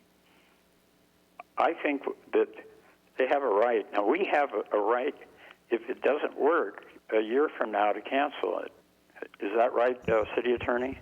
They have a year to open their door under the permit that we give them, but the operations agreement is for a 5-year period of time. So long as they comply with the operations agreement and abide by all the terms of the operations agreement, which does incorporate our municipal code, then they will have the right to operate for 5 years. And there, I will We say have a also hearing just at the that- end of a year, right? Yes, they have a year to open Isn't it. that true? They have a year to open. Don't we have a hearing? Their retail Isn't it- permit is annually. Yes. The operation agreement is 5 years. Okay. Right.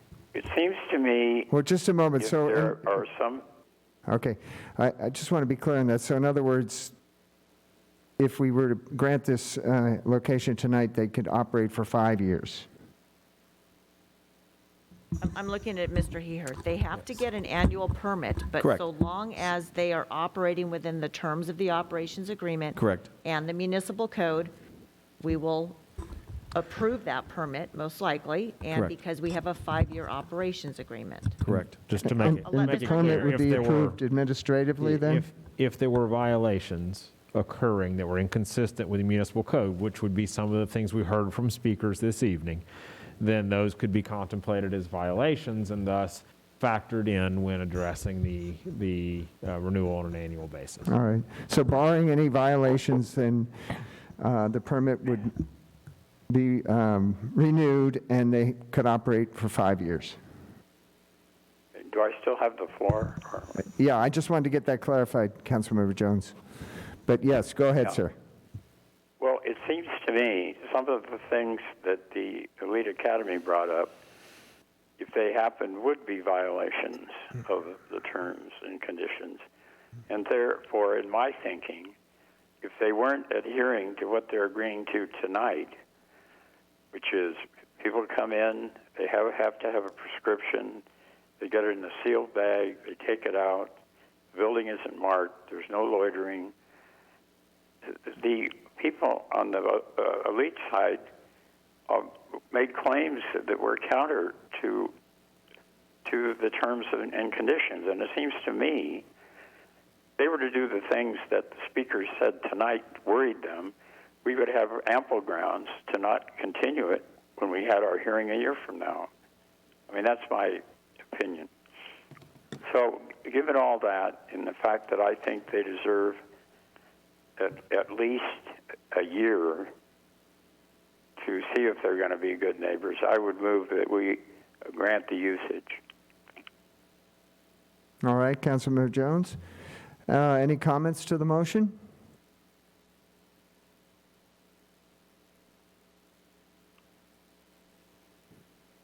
All right, I don't hear any comments. So we have a motion on the floor to grant the new location to Leaf Dispensary. Just for clarification, Councilmember Jones, the recommendation is to, again, consider approving or disapproving the new location, and if it's approved, to authorize the city manager to execute an operations agreement. I'm assuming that would also be part of your motion? I moved the new location, item 1, and item 2, I moved that we authorize the city manager to execute an operations agreement. Thank Do you. you want me to put the as to form by the city attorney in that also? No, I think we got it. Thanks, so. Okay, that's my motion. All right, Councilmember Jones. And again, any comments to the motion? All right, well, I'll just say from my standpoint, again, I go back to the location, and that was the original concern 2 years ago, and it's still a concern of mine right now. All right, very good. So we're going to ask for the vote, and it'll be a voice vote. Ms. Rodriguez, would you please call for that? Councilmember Engler? No. Councilmember Jones? Aye. Mayor Pro Tem Bill De La Pena? No. Mayor Adam? No. That motion fails 1-3 with the vote for yes is Councilmember Jones. All right, thank you, Ms. Rodriguez. Well, long hearing, and appreciate everybody's participation. And with that, we're going to move on to our next issue. Mayor, may I suggest we take a 5-minute break? Okay. I was going to keep plowing ahead because we have, we'll do that. 5-minute break. Sounds good to me. Thank you, Councilmember.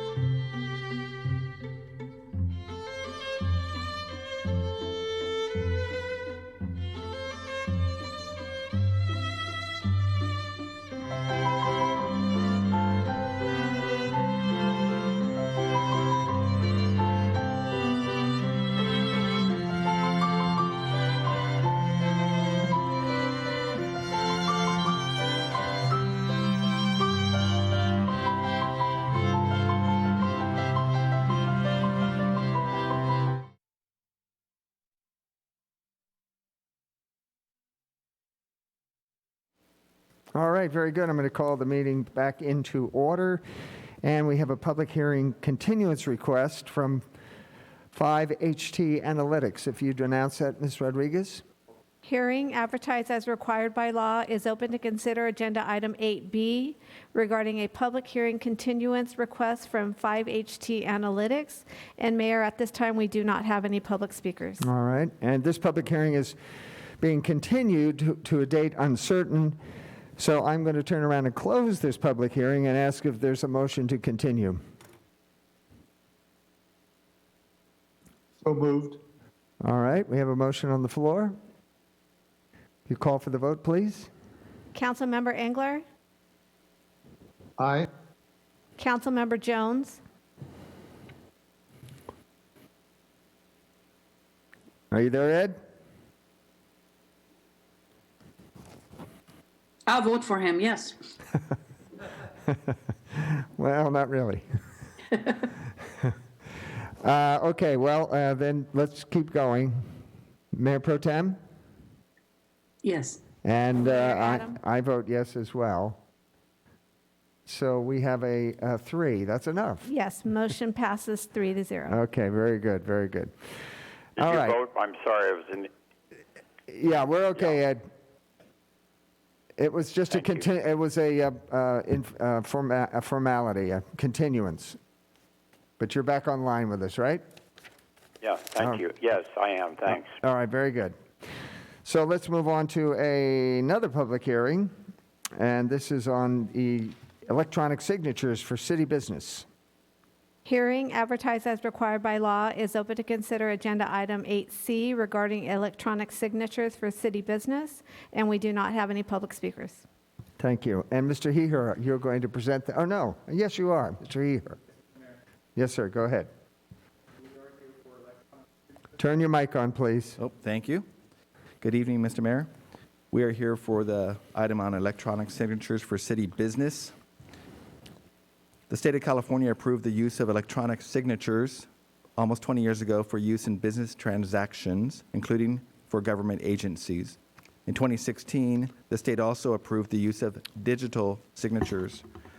Early last year, in an effort to streamline processes and provide quicker turnaround time to accomplish city goals of operating in a fiscally responsible manner, the city clerk and city attorney created a pilot program with the incredible help of the IT department to start using electronic and digital signatures for some city documents.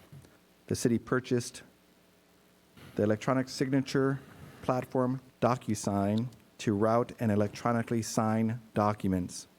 The first documents were contracts under $5,000. Soon thereafter, contracts up to the city council limit were also approved and signed via DocuSign. By August of last year, all city contracts were approved to be signed via DocuSign, including those requiring the mayor's signature. Now that the pilot program has proved successful, it is time to codify the city's use of electronic signatures for city business, which expands the scope to potentially include all city documents, not just contracts. As we recommend expansion of the signature method, we want to codify our official policy. Electronic signatures have been widely used in several private sector industries. Many of us probably have some experience using DocuSign or a similar platform for signing real estate transactions or mortgage documents. The court system also allows for completely electronic filings, including briefs. Recent surveys from government email listserv also show that an increasing number of local agencies are allowing electronic signatures. The benefits are many. When the city first started to use electronic signatures for contracts, we received positive feedback from vendors regarding reduced time to execute contracts, as well as less costs, since contracts were no longer required to be overnighted to and from the vendor and the city. From a records perspective, the quality of the document using DocuSign is better because they have not been printed, signed, scanned, emailed, and printed out again. There is also staff time savings because documents require less handling and manual processing, such as printing, mailing, and scanning. Electronic signatures were already included on the city's work plan. Originally, staff planned a slow rollout of this type of use. However, due to the COVID-19 emergency and the stay-at-home orders, it makes sense to accelerate the implementation of electronic signatures. This aids in allowing the city to comply with those stay-at-home orders by not requiring wet signatures on documents and instead routing and signing documents electronically. Based on that information, the recommendation is to introduce an ordinance allowing electronic and digital signatures for city business and read this in title only, with further reading being waived, if no objection. That concludes the presentation. Thank you, Mr. Heer. We have no speakers. Do we have any questions from council members? All right, if not, I'm going to close the hearing and ask for a discussion and/or a motion. I will say that this is a very convenient way to do business, especially in this era of social distancing. So, do I have a motion?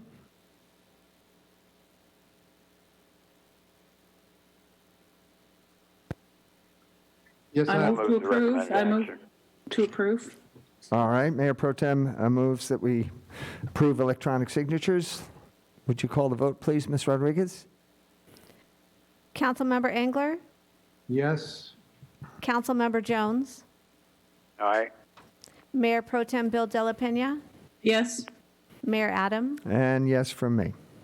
And Mayor, that motion carries 4-0. And I have an ordinance title. It's an ordinance amending Thousand Oaks Municipal Code, Title 1, Chapter 8, adding Section 1-8.130, authorizing the use of electronic signatures. All right, very good. That passes. Mr. Giles, you're going to talk to us a little bit about the Rancho Potrero Community Equestrian Center Ad Hoc Committee. Yes, Mayor, members of the council, on January 28th, the City Council authorized staff to begin negotiations for a permanent operation regarding the Rancho Potrero Community Equestrian Center. Staff has met with the Capital Facilities Committee, and they had suggested that we should explore with Canal Recreation and Park District the opportunities that they would have at that location as well. We have done that, but it would be advantageous for us to have a council ad hoc committee appointed, both to advise staff through the negotiations and to meet with a subcommittee of the CRPD to determine what the alternatives and options are, and to conclude these negotiations and bring back a plan for the future of this facility.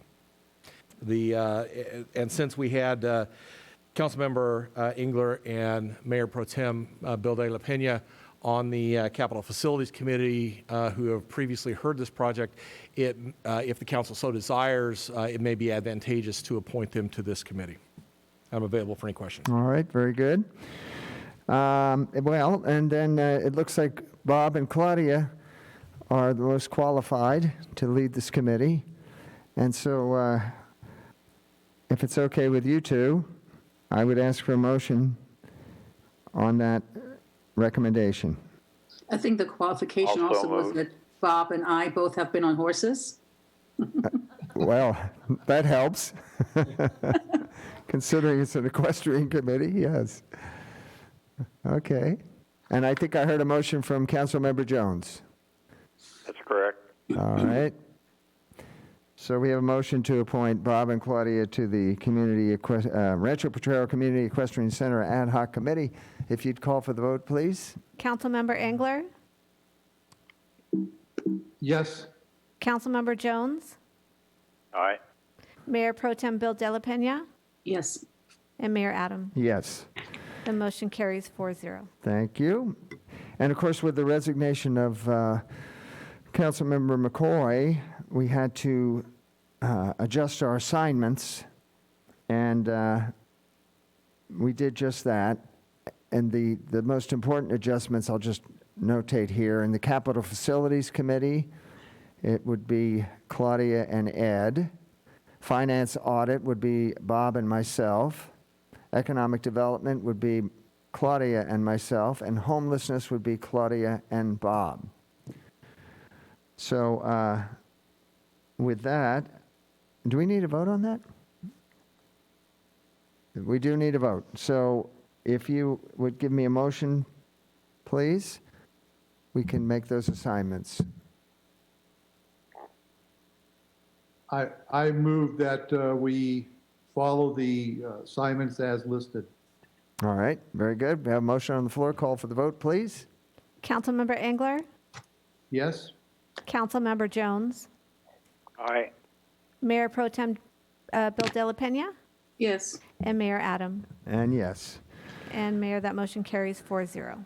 Very good, thank you. All right, that ends our business for the evening. We're going to get a final comment from our city manager, Mr. Powers. Thank you so much, Mayor Adam. We had slated in the original schedule, a council meeting for next Tuesday night, the 28th. At this time, it's unlikely that we're going to have a meeting next week on the 28th, just given the way the business is flowing. That being said, we do have two meetings that we will be keeping on calendar for the month of May on the 12th and the 26th of May. And additional information as to those agenda items will be provided and forthcoming. That's it for my update. All right, thank you very much.